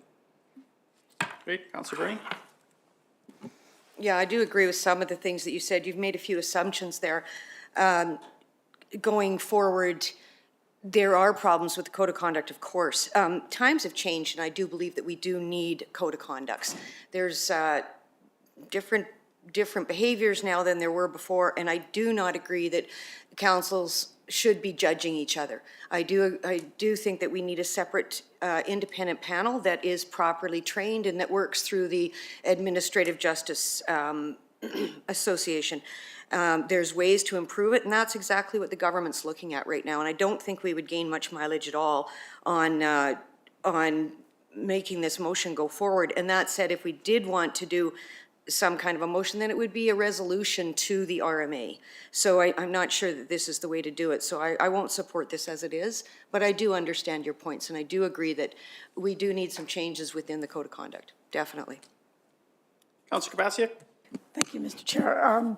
The government is in the process right now. I believe it is a responsibility of municipal affairs. Their job is to look at sustainable, responsible, accountable government, and we've just been asked to provide some input into ideas, perspectives that we might see as council members in how the code of conduct and an officer might be considered by the provincial government. So I think there is a process. I understand where Councillor Weidman's coming from. I think the government has stepped up on this one. If we were looking at a resolution, unless it's an emergent resolution, you'd have to submit it as an emergent resolution to the conference, which is going to be held in a week or two here. So I would support an emergent resolution going that would provide input to our lobby, provincial lobbyists in the form of the RMA, that there could be discussion, that information brought to the Municipal Affairs Department, the ministry, as they're considering this process right now. So that's, if that's your intention, I would support that. Great, and what I'm hearing, and see Councillor Weidman nodding, perhaps I would suggest a friendly amendment to the motion that would be removing the council, to remove the Municipal Government Act, Section 146 bylaws through a resolution to the next RMA convention that would be in spring. I don't think we would get it in for this one, or I would leave that up to Councillor Weidman to. Yeah, I don't think you would, but I mean, it's. It would allow us to prepare it properly if we took the proper time, and we could be further along down the road. So if we start the preparation process of a resolution to the RMA in support of removing the Council Code of Conduct, I would support that, if you're okay with that as a friendly amendment. I'm okay with that. Of course. Yeah, I'm okay with that, and that's kind of what I was trying to get at. If you have a code of conduct and you leave it to the province will give you what you don't want. And we run our council the way we run it. You don't want the government running it. They already make enough rules that we have to follow. If they decide that they want to hire an integrity commissioner, send you an integrity commissioner off the list, you take what you get, and you risk having a decision that affects all of council, not just the councillor involved. And I'll give you a good example why I'm doing this. Everything we do, there's always usually what we say, somebody doesn't come out the winner. And sometimes you have to be pretty firm with people. They might want dust control, and that might be against policy. So sometimes you just have to tell them no. If you tell them no, they're free right now to give you a code of conduct. And I'm using this example because it's happening all over Canada. If you look in your Municipal World publications that you get every morning, you will see virtually every publication once a week has at least one example of it. And they're frivolous, they're costing taxpayers millions and millions of dollars if you add them up across Canada. They're taking up valuable staff time, they're taking up council time, and I don't think it's a good use of councilors' time to be doing this. We have had an alternative since this county was started. I don't know, what are we, 75 years old, something like that? I don't know what we are. And we've been able to use that. I don't think times have changed. People speak a little differently, but times haven't changed. We get into trouble once in a while and we get our hands slapped. There's no reason that council can't do their own their own, what would I call it? Adjudication. Yeah, adjudication. And there's provision for it. I was on council from 2001 to 2010. We never had any issues like this because we talked it out. We discussed it, we talked it out. Council certainly haven't changed. We've had diversity on virtually every council. So it can't be that we've changed. People haven't changed, they're the same. So that's my argument for it. Okay, so we do have the motion as it sits with the friendly amendment that attaches the motion to preparing a resolution to the next RMA conference. Theme still the same, to remove the council code of conduct. Any further comments, questions, debate? Councillor Kabassi. Again, I understand the intent. I think government's in the process right now, and I think something will be happening by fall. I think it would be too little too late if you wait until spring. The discussion, the Munis conference, they discussed, they had a resolution. The minister's taking feedback now. It's October, November. If you wait till March, it's going to be done. So if you want your input, I think you're going to have to do it earlier. Then we do it now. Yeah, and you know what? Emergent resolutions have been even written on at the time of a conference. I've done it myself a number of times. And so I think if you want to have that input, you're going to have to do it now. You're going to be too little too late after the fact. It's not a difficult one to. No, it's not that. So perhaps you're sending an additional friendly amendment to supersede the friendly amendment that I put forth, to do it as an emergent resolution I think to the upcoming conference in November. Okay. Yeah, you're too little too late. It will be short. Councilor Bernie? So I'm thinking that it might be a waste of staff time. It takes a lot of time to put a resolution together, and we want to do an emergent resolution, so that's right away. The government has already announced that they're coming out with changes to the Code of Conduct bylaws. In the spring, they'll be announcing them. I do not foresee them removing it at all. That is not the overall feeling of the councils out there, and the majority out there, from what I understand from the AUMA or Alberta Minis and from the RMA. So I'm not in favor of it because I don't think that that's the way it's going to go. I would wait until you hear the announcement in the spring from the government and what they're going to do, and go from there. Great, and I would just comment that the purpose of the emergent resolution is to pull the municipalities at the table, not coming in and saying that that's what we're hearing within the municipality. We don't know. So I think that's the opportunity that you're saying is that Parkland County, if we support this, that's what we're asking all of our rural partners if they're in the same. Thanks. Go back, I think it was, who had their hand up? Was it Councillor? Christina. Councillor Kowalski. Yeah. I still sort of really think what we should be doing as this council is put a moratorium on them until we can have a proper bylaw. We can't though, that's not our. We can on our own bylaw. We just passed it. Yeah, but we can't do that in this particular instance because it's in place. So the issue lies with the Municipal Government Act, and it is flawed. It didn't go far enough. If it went far enough, then we wouldn't be sitting here having this discussion. The minister himself realizes it's an issue, and he's willing to look at it. He's not going to give you a definite answer, yes or no, but he's willing to look at it because he knows these things are coming in daily, and there's nothing he can do about them. They just go through the process. And there's probably hundreds and hundreds that we don't know about that have cost, I'll give you a good example, Brazil, was it $90,000, one of their, something like that. And it's happening all over, and we don't even hear about most of them. Yeah.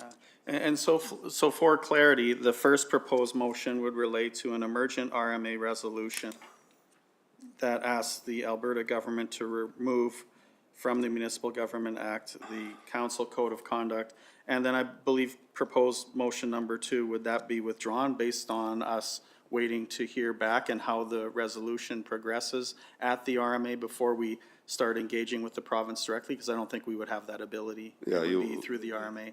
So perhaps that would be withdrawn, just maybe some clarity on the motions before we vote. Yeah, you wouldn't need motion 2, I No. guess, yeah, yeah. Okay, so for proposed motion number 1, are we all clear on what we're voting on? Everyone has any questions on the vote? Closing comments from Councilor Raymond? Yeah, so I guess you want to reword the motion number 1, because it's requesting that the Alberta government remove. We're requesting that RMA hears an emergent resolution. Advocate on our Yeah. behalf to remove Yeah, as an emergent resolution. yeah, All to, clear? to advocate for the government to remove it from the MGA. Motion on the floor. I will call the question. All in favor? Those opposed? Motion carried. Thank you. Thank you. And for withdrawal of the proposed motion number 2, I'll look to Ledge Services. It's just simply withdrawn by the owner. Thank you, Mr. Mayor and members of council. These are only proposed motions, so if you choose not to go with the proposed motion number 2, we don't need to proceed. Got you. Thank you. So are you comfortable, Councilor Rubin? Okay, let's move on. We'll do one more before we break for lunch, if that's okay. Let's move on to item 6B1, which is the request for extension, appointment of acting chief administrative officer. Just for some background, CAO Laura Swain had extended her maternity leave from November 2nd, 2024 through to January 6, 2025. Therefore, in accordance with bylaw 2014-30, council is required to appoint an acting CAO appointment to fulfill the role. Jeff Dyke was appointed by council at the March 12, 2024 council meeting, effective April 15th through to November 1st, 2024. Therefore, before the proposed motion that I will move that the appointment of acting chief administrative officer CAO Jeff Dyke be extended from November 2nd, 2024 through to January 6, 2025. And for opening comments, I fully support the move. I'm very proud of the work that CAO Dyke has been doing for us in some very challenging times for Parkland County, but also in some very great times for Parkland County. So really do appreciate your calmness, your diligence, and the experience that you bring to the table for us as council. So really do appreciate that. And further to that, there was a suggested amendment this morning that we don't need this. And in fact, you're correct, we don't need it. However, when I made that recommendation back in February of last year, there were 2 councillors who said, no, we absolutely have this come to council. So that's why we got to this point, and that's fine. So that's why we're doing it formally, and we're not doing it through an interim temporary appointment, just for clarity. So that's where we're at. Any questions, comments? I support this. Councillor Kowalski. I support this. Great. Councillor Bernie. Not that I don't support Mr. Dyke, because I do. I'm fine with him being there, but just in our bylaw, in our CAO bylaw, under section 5.6, we don't need it in the event of a temporary absence of the CAO. The CAO shall be at liberty to delegate, you know, an employee. We don't need this. We don't have the power to do this, the authority or the power to appoint an acting CAO when the CAO has been granted or is in temporary leave. So to do a motion isn't proper. Well, and how did we get here? That was my suggestion at the last one, and in a CAO briefing, it was very adamant by certain councillors that it had to come to a motion. So that's how we got to that point. All right, fair enough. So there we go. So any other further questions, comments before we break the lunch? Clear in the MGA, Yeah. you have to. I will call the Not in our question. bylaws. All in favor? Motion carried unanimously. Thank you. We will now take a break until 1 p.m. for lunch. Thank you.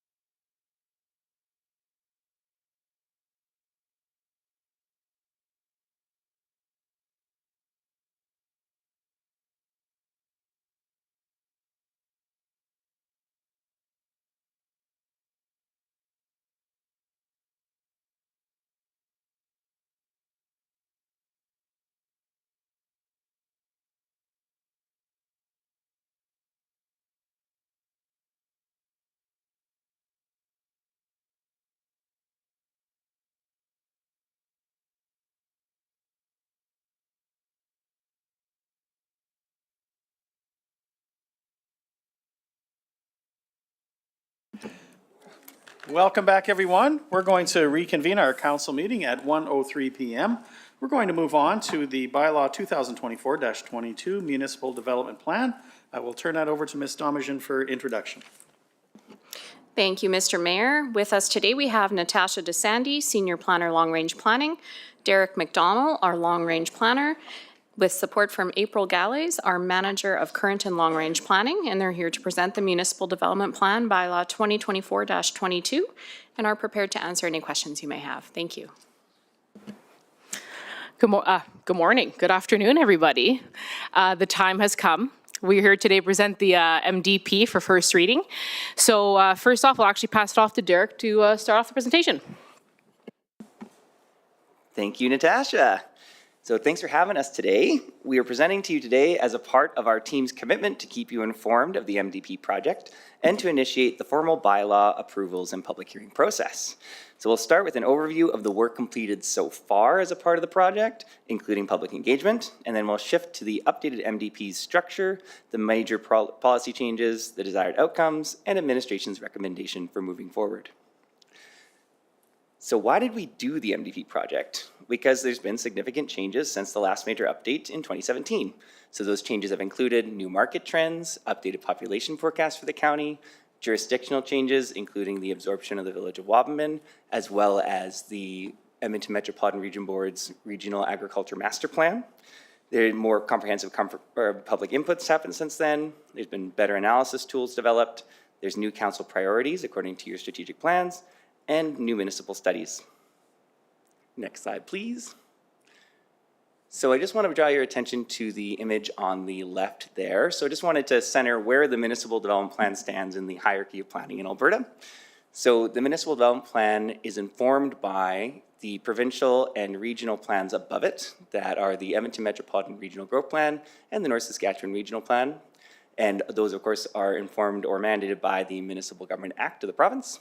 And then the Municipal Development Plan informs our own county documents, which are the area structure plans, area redevelopment plans, and land use bylaw, among others.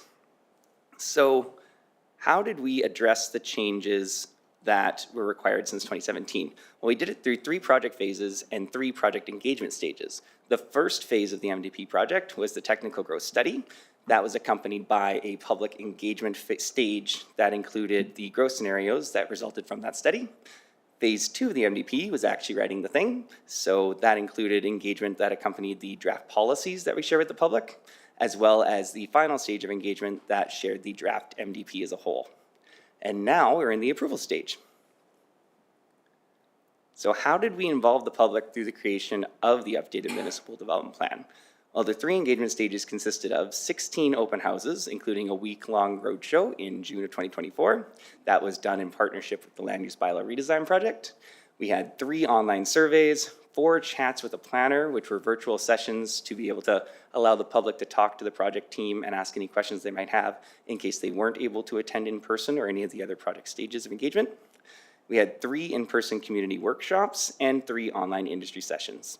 Topics covered during these engagement sessions included, but weren't limited to, growth opportunities for the county, existing policy gaps, and ways that policy can support the county's goals, policy alignment with other plans, as well as policy education. And with that, I'll throw it over to Natasha to discuss the meat and potatoes of the plan and what's next in the bylaw approvals process. Thanks, Derek. So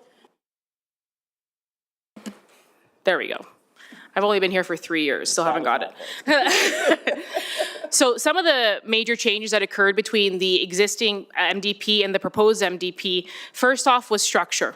So in the I'm going to say old MDP for this instance. For the old MDP, it was structured with land uses. So that created, it basically you had to put all the policies in each of those areas. So it made it quite difficult to navigate when a resident or developer or even administration was trying to find which policies were for which type of development or application. So in this new restructuring, we've identified 4 chapters. So in chapter 1, we've incorporated the purpose, the vision, and the goals, and the shared responsibilities and desired outcomes. Now, in the later process of the approvals for this bylaw, we'll go into a little bit more detail about those those shared responsibilities and desired outcomes. But one of the intents of these shared responsibilities was to provide better clarity on how to get to a yes. So when we get development, when we get questions asked, we want to know, can we get to a yes, or is it a no? So it's good to know whether if it's a yes but, or if it's a hard no because there's hazards that could not be mitigated through the process. So that provided clarity, but also a rationale as to where to get to a yes or a no or a yes but. And then those desired outcomes. So that's in chapter 1.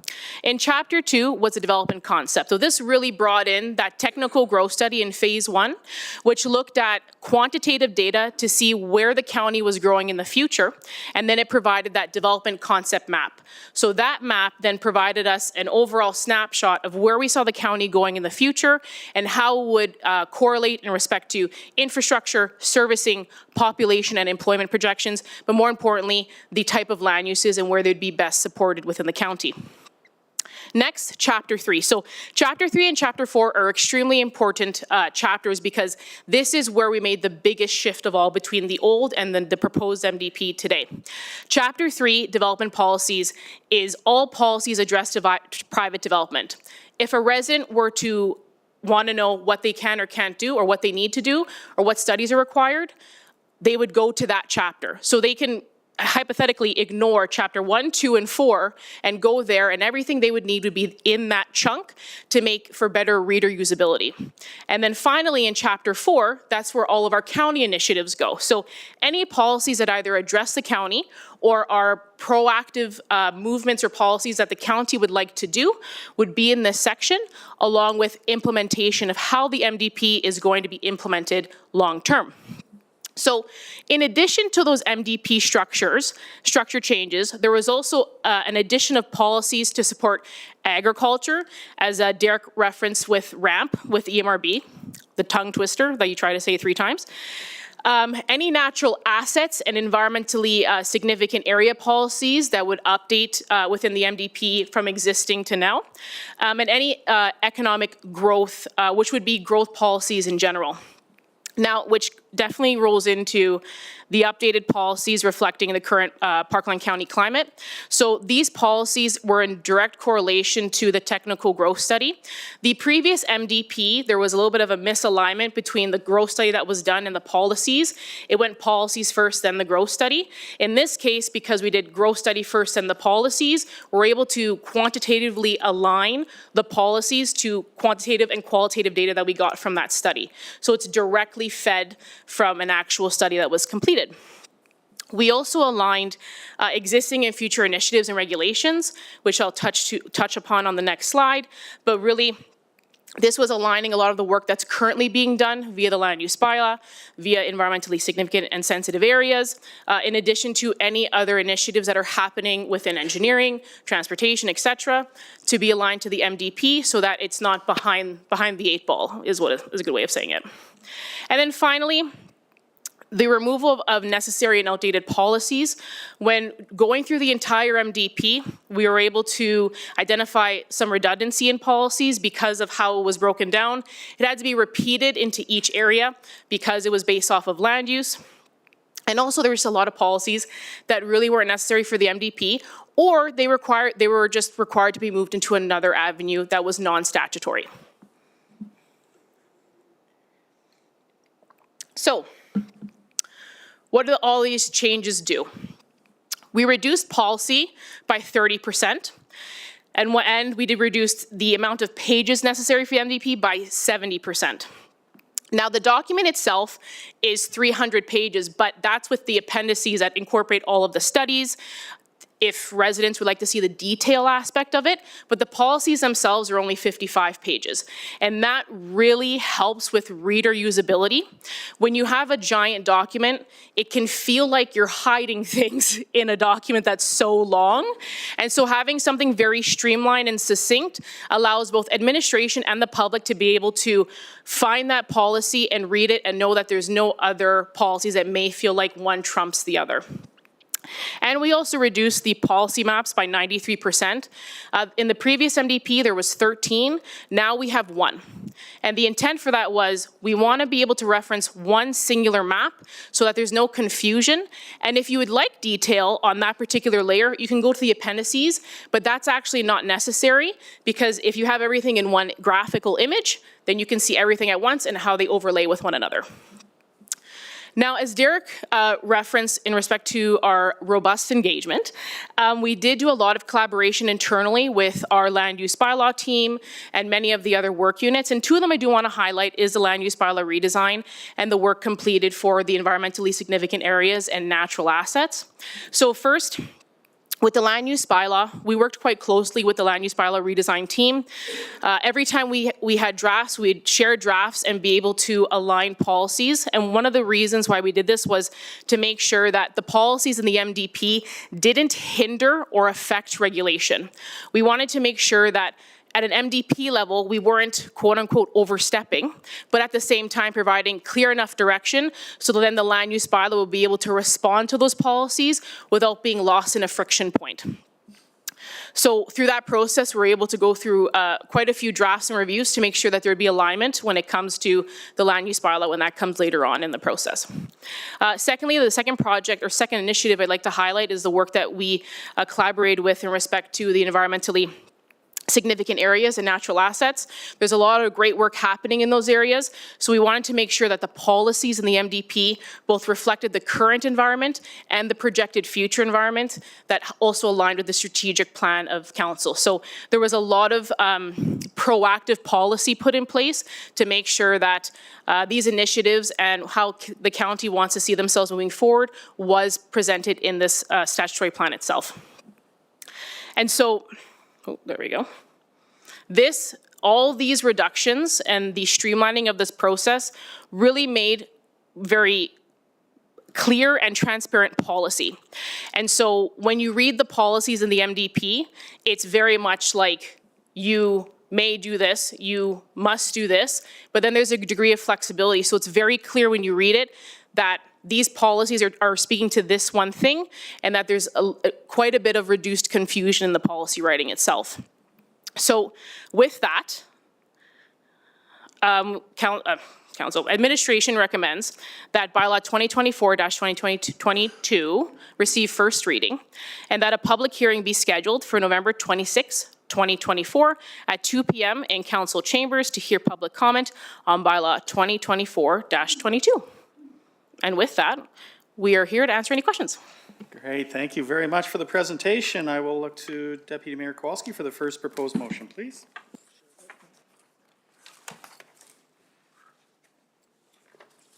I gotta find it. My apologies. We've jumped all over this agenda. I'll read it in, or, That's okay, I got it. good. Thank you, Heather.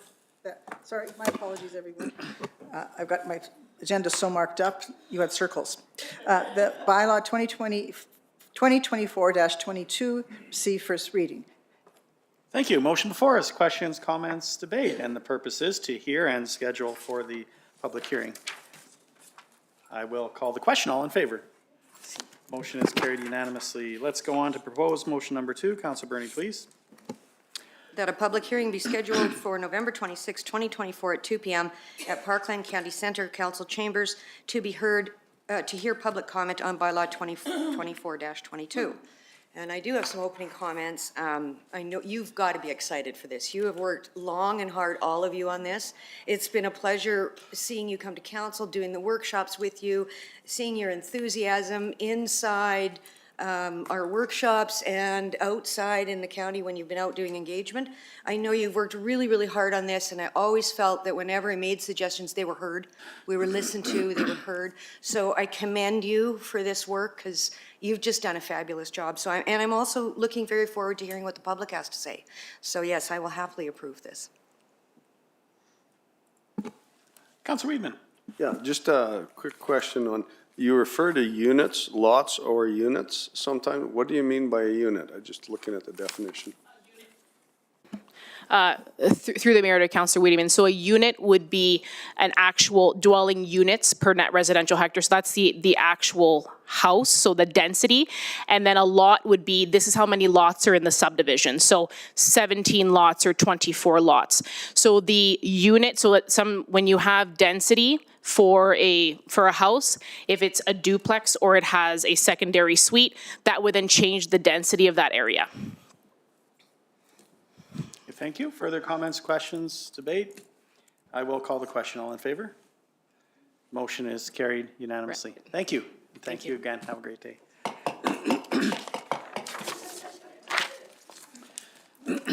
Let's move on to our communications items for the day.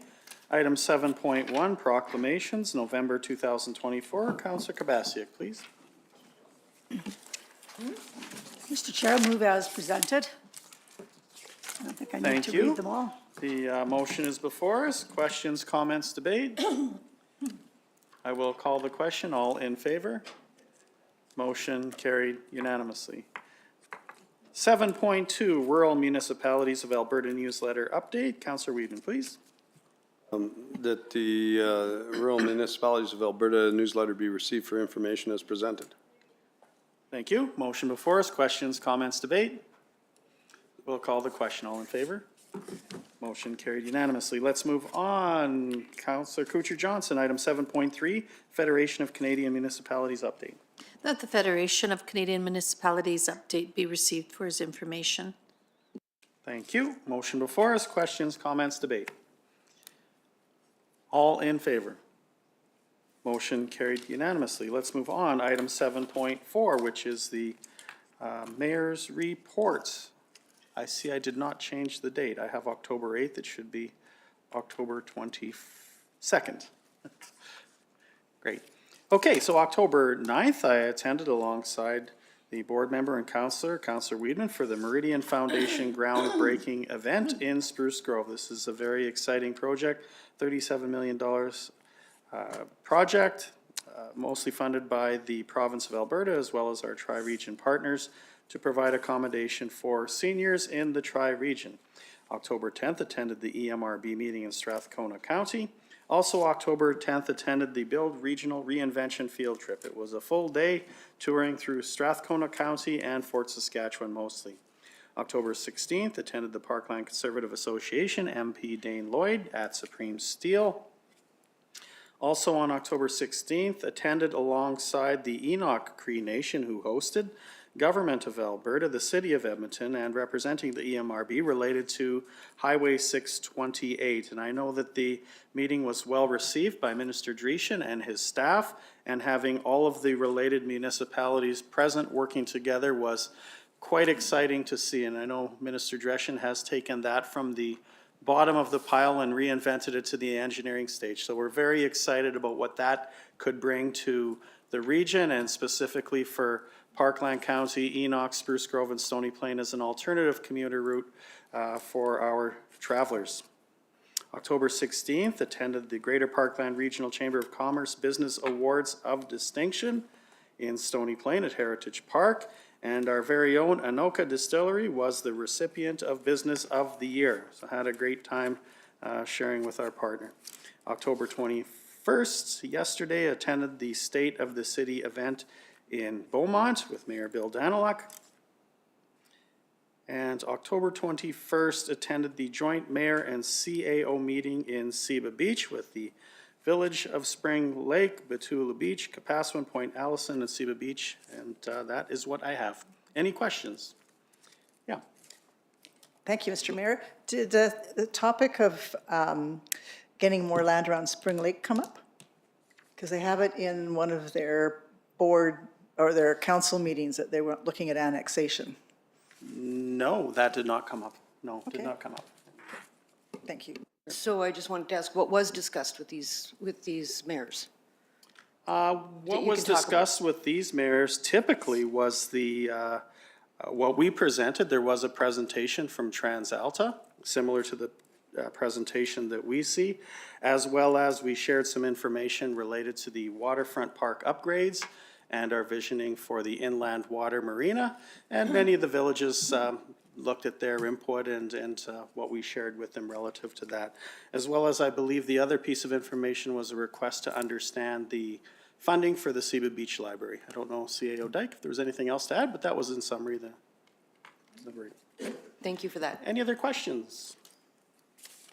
Deputy Mayor Kowalski for the motion, please. Thank you, Mr. Mayor. That the mayor's report be received for information as presented. Thank you. Motion before us.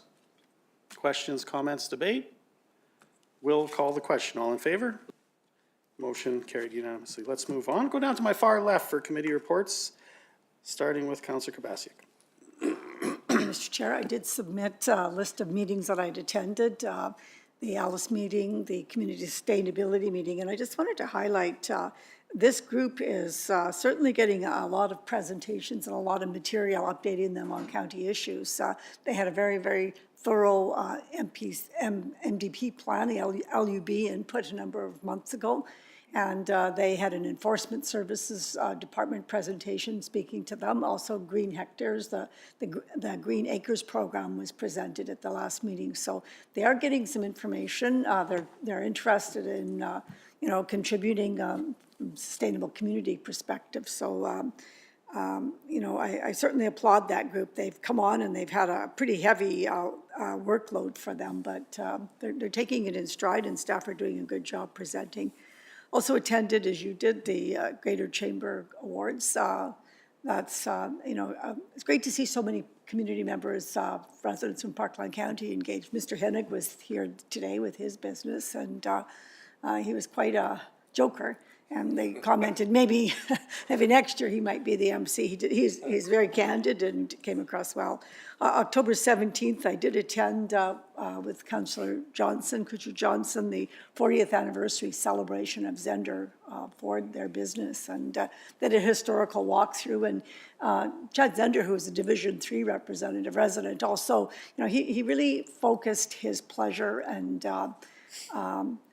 great appreciation of partnership with the leaders, the mayors of Stony Plain, Spruce Grove, and Parkland County, and the need for stable government, effective government, and the governance and policies that come out of that have helped him and his family over 40 years in business. So that was good to hear that. I also had attached, for your information, a copy of the last minutes of the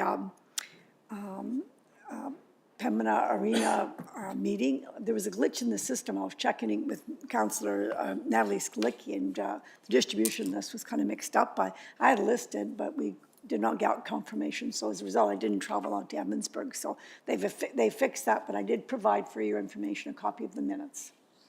That's my report. Thank you. Awesome. Thank you. Any questions? Go to Councillor Whedon. I submitted my report. The last two are on the 20th. They should have been the 21st. Rachel, she cornered me and made me nervous, so I had to type really quick. But anyway, I'll start from the top here. October 7th, SDAB. 8th, Council 9 Meridian Foundation. October 9 Meridian Foundation, sod turning, Spruce Grove. Alberta Seniors Conference, and the 10th. 15th is Council. 16th was Atchison Dane Lloyd's thing. 16 GPRC Awards, 17th was the Parkland, just at Parkland County, a work here, and then went over to Entwistle Evansburg Chamber, small business reception on the 17th, and then was able to show Alvin from Trestle Creek the pool and the library at Entwistle. He'd never been in there. And then Parkland Library Board meeting yesterday, and as well as the community volunteer meeting at the Parkland Village. Awesome. Thank you. Any questions?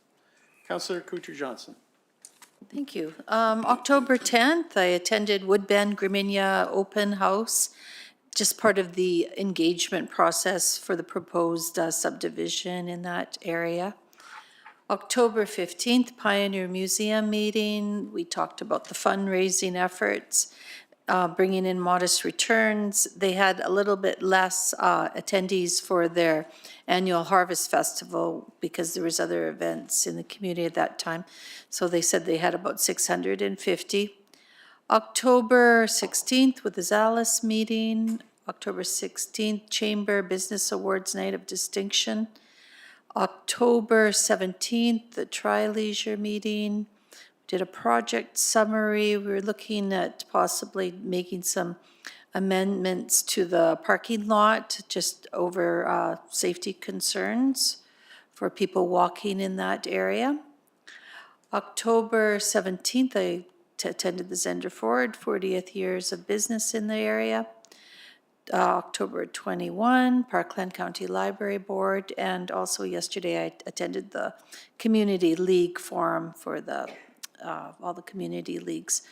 Yeah, so that was a really good event. I really appreciated the good turnout and what the staff put forward for presentations. Thank you. Thank you, Councillor Kuchar-Johnson. Any questions? I don't have any questions, but just a comment. I want to sincerely thank you. I know over the last 4 months we've had so many events, and every time I was double booked that you were able to help me out and attend as many as I did. So I just want to say a thank you for that. Move on to Deputy Mayor Kowalski. Thank you. As you all know, I was taking a bit of a break because of recovery from some surgeries, but have sort of drive back in, attended Economic Diversification Committee on October 10th, and we did a exercise to actually approve a permit or not in Atchison. It was really, really well done, and it kept us thinking. And the whole time through, when you're weighing the factors, should we go, shouldn't we go? Is it discretionary, isn't it? It was really, really helpful. So I think I want more of those. So the only unfortunate thing was that we didn't have quorum and there was no notice in advance that some people weren't attending. So that was very disappointing because I know our staff put a lot of work into getting ready for those meetings. So I'm not sure what what we can do to fix that is talk to the chair, I guess, who was not present either. But it still was a really good meeting, so that was great. My first community sustainability meeting was really interesting. The members are very engaged, and I think we have some exciting projects to look at over the year.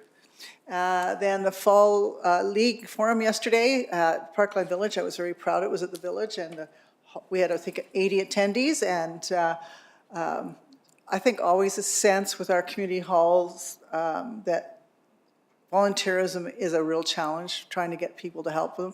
Had a very interesting, was it Holborn Hall? You weren't there. Oh, yeah, it was. Holborn? Yeah, it was the one in Sally's area, the hall that was near Woodbend Hall. Yeah, and so how they brought that back to life, because they had a huge electronic board saying the hall was going to be sold unless the community stepped up, and they had 60 people show up.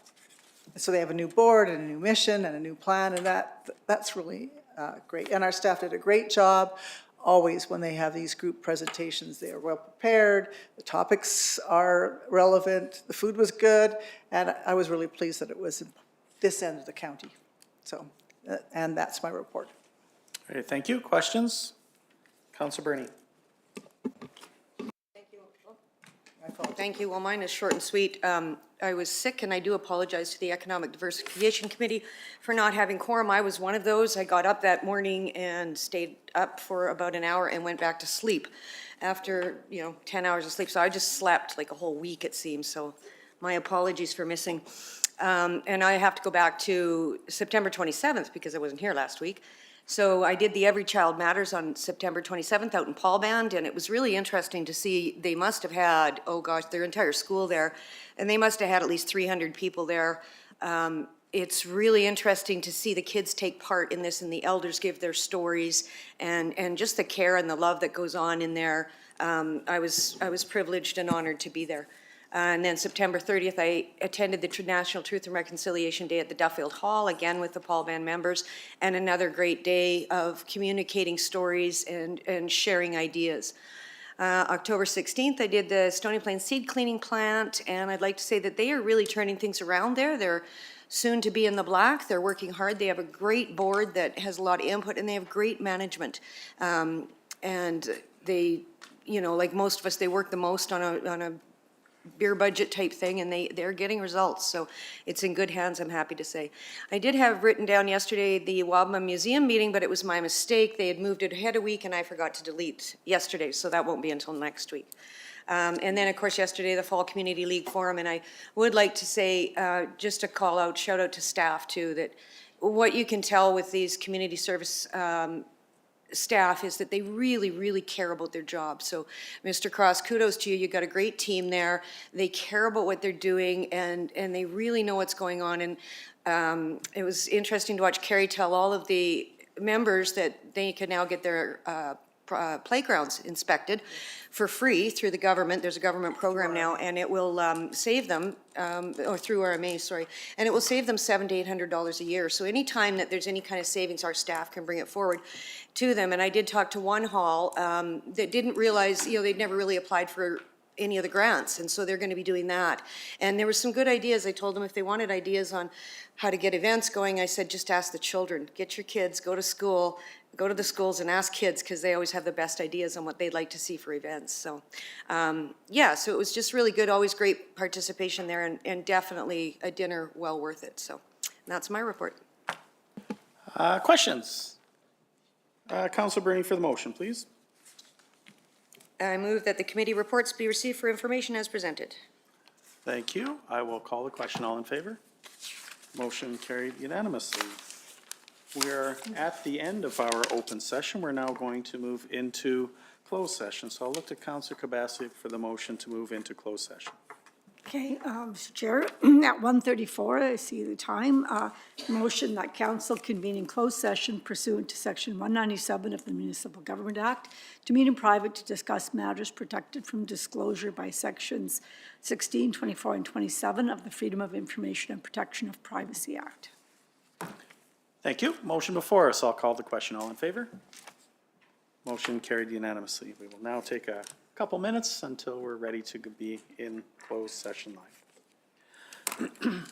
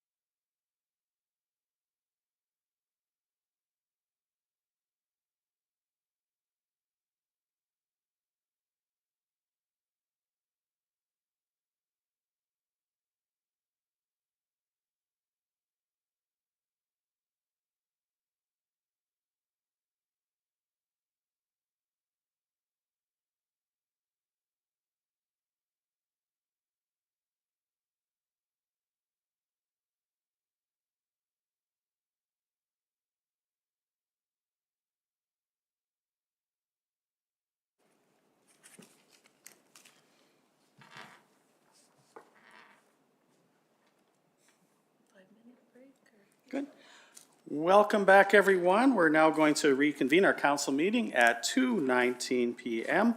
Would like to advise that there were no motions made while in camera, with the exception of the motion to come out of camera made by Councillor Kuchar Johnson at 2:18 PM. We now have item number 9, which is business arising from closed session. We have 2 proposed motions. And for the first proposed motion we have before us, I'll look to Deputy Mayor Kowalski to move the motion, please. Thank you, Mr. Mayor. That effective December 1st, 2024, Parkland County Council approves a moratorium on text and/or map amendment applications to the land use bylaw 2017-18, sorry, the print's too small for me. The moratorium is to last until the new land use bylaw 2025 is adopted, or until June 14th, 2025. Till June 1st. June 1st, 2025, whichever is first. Great, thank you. The motion is before us. Questions, comments, debate? I will call the question. All in favor? Motion is carried unanimously. Let's move to Councillor Burney for the second proposed motion arising from our closed session. Come up on That the council screen. direct administration to submit an expression of interest for lands as discussed. Thank you. Motion before us. Questions, comments, debate? We'll call the question. All in favor? Motion carried unanimously. We are going to take a break until 2:30 PM. Thank you.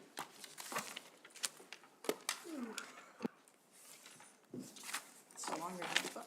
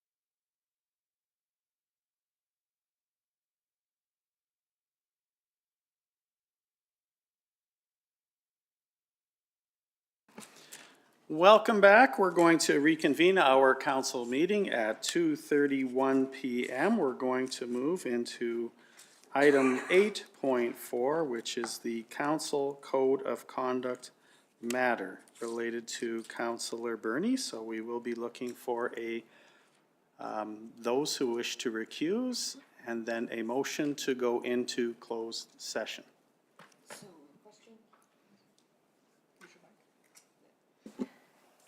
So I'm not understanding why we're going into closed session for this. Why are we going in? What's? Mr. Mayor, to you and through you to Councillor Bernie, this is the process that was established by council to hear these in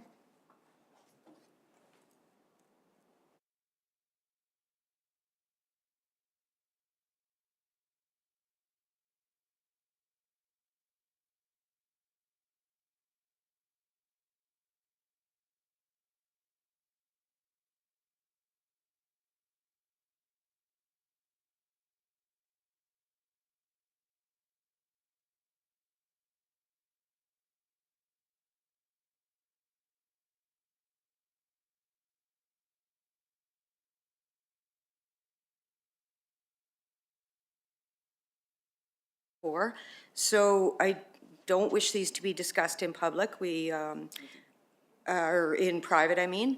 And to quote some advice from our own lawyer, from the county lawyer, there is no prohibition in current bylaw from sharing these complaints. And I think that given our ratepayers have paid whatever we've paid to have this investigation done, it's been a number of thousands of dollars.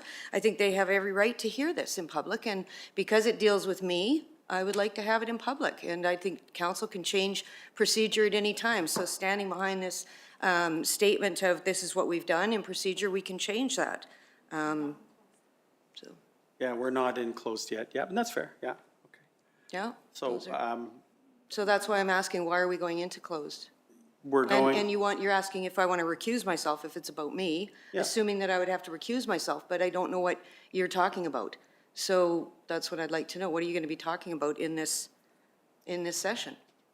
We will be discussing the code of conduct complaints, and we will invite you in to answer any questions that councillors may have.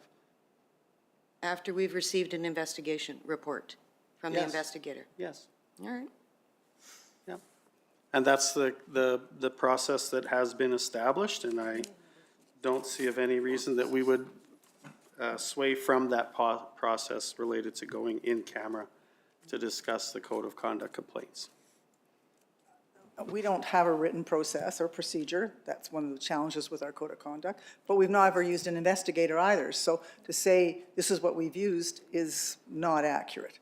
I think the report itself is not relevant to the process that we're using in following relative to our code of conduct process. Can you clarify that, please? Absolutely. When a complaint comes in, we can either adjudicate it through council or we can send it to an independent investigator. However, councillors still have every opportunity to ask the accused questions relative to the information that comes back in the report.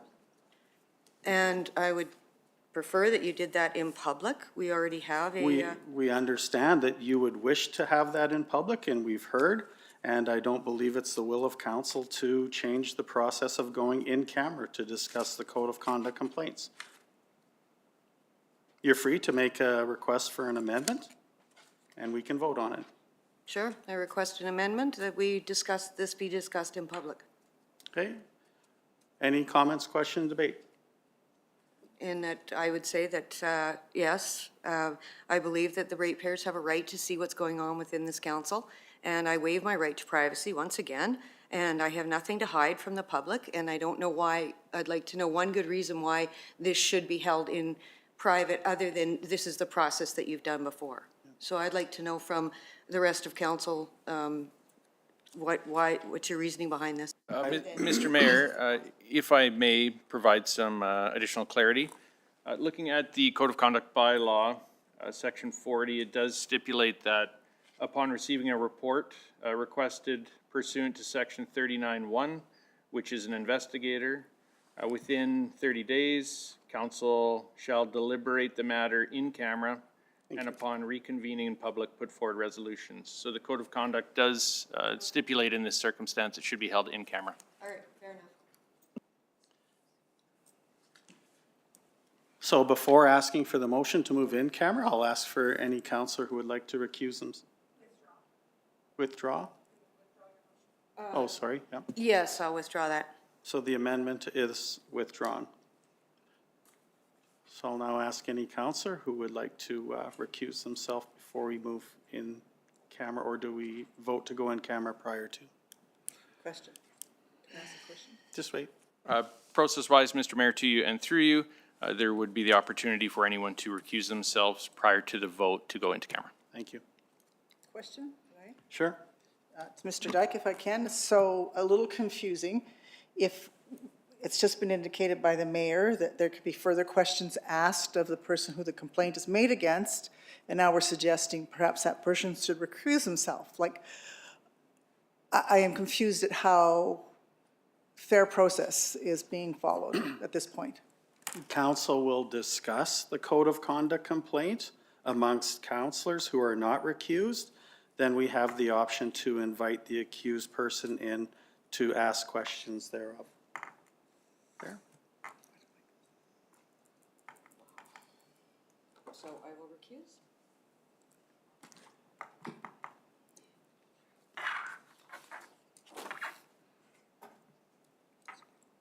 So now I'll look for a motion to go into closed session. Councillor Kubasiak, please. So moved, Mr. Chair. Thank you. All in favor? Those opposed? Motion carried. Thank you. We'll now wait till we're in closed session.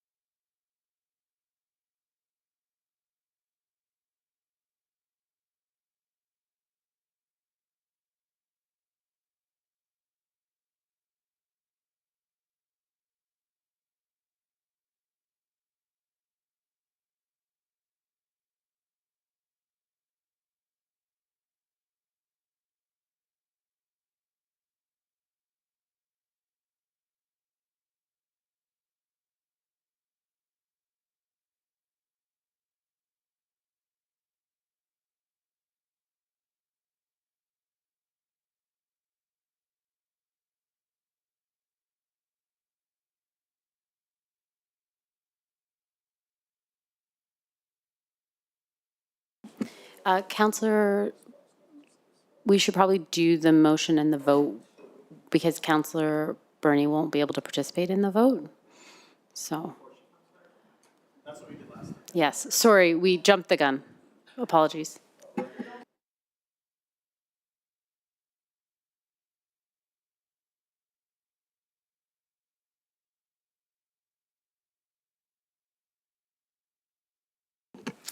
Great, welcome back all. We are reverting back to our open session. I will remind all that there were no motions made while in closed session with the exception of the motion to revert back to open session made by Councillor Kuchar-Johnson at 3:46. So we do have business arising in section 9 from our closed session related to item 8.4. We could have the two motions come forward on the screen.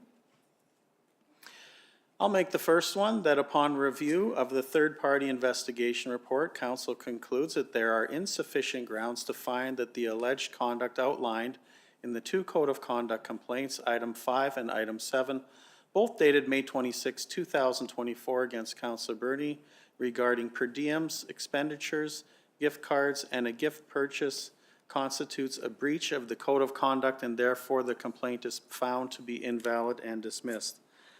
I will ask, motion is on the floor. Questions, comments, debate? Vote, all in favor? And the motion is carried unanimously. Thank you. Let's move on to the second proposed motion. Deputy Mayor Kowalski. That upon review of the third-party investigation report, council concludes there are insufficient grounds to find that the alleged conduct outlined in the Code of Conduct complaint dated July 16, 2024, against Councillor Bernie regarding a newspaper article dated July 12, 2024, and published in the Stony Plain Reporter Grove Examiner constitutes a breach of the Code of Conduct, and therefore the complaint is found to be invalid and dismissed. Thank you. Motion on the floor. Questions, comments, debate? All in favor? Motion is carried unanimously. Thank you. Let's move on. I believe we can bring Councillor Bernie back, and we will move on to item 8.5.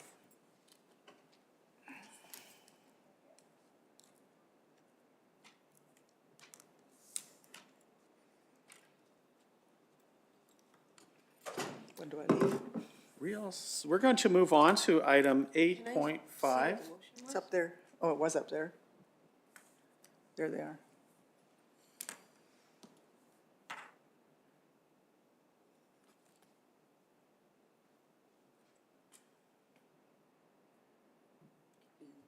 What is it?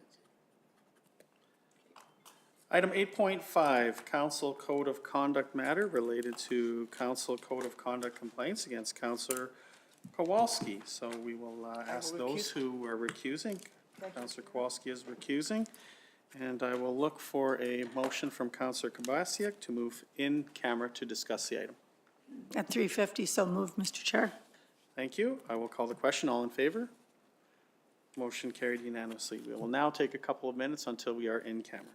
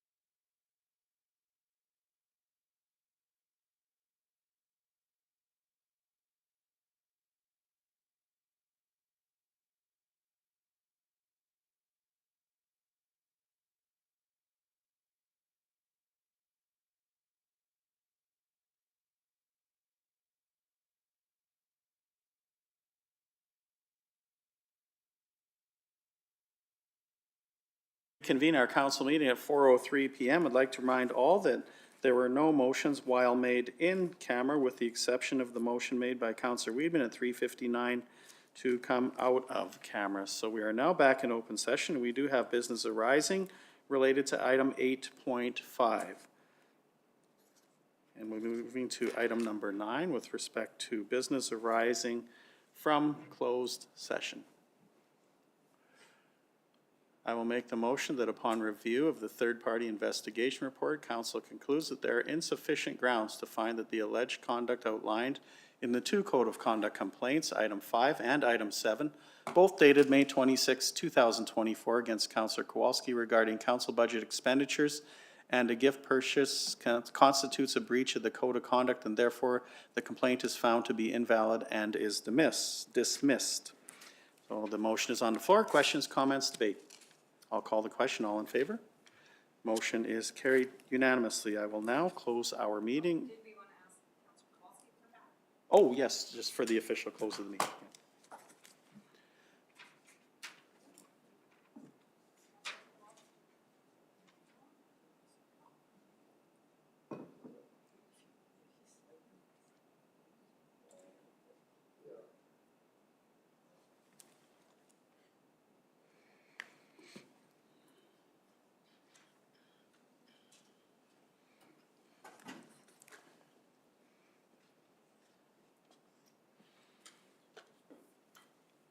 Great, thank you. We all have, all councillors now back in session. We are in open session. And we are at the end of our council meeting today, and I will conclude our meeting at 4:04 PM. Thank you.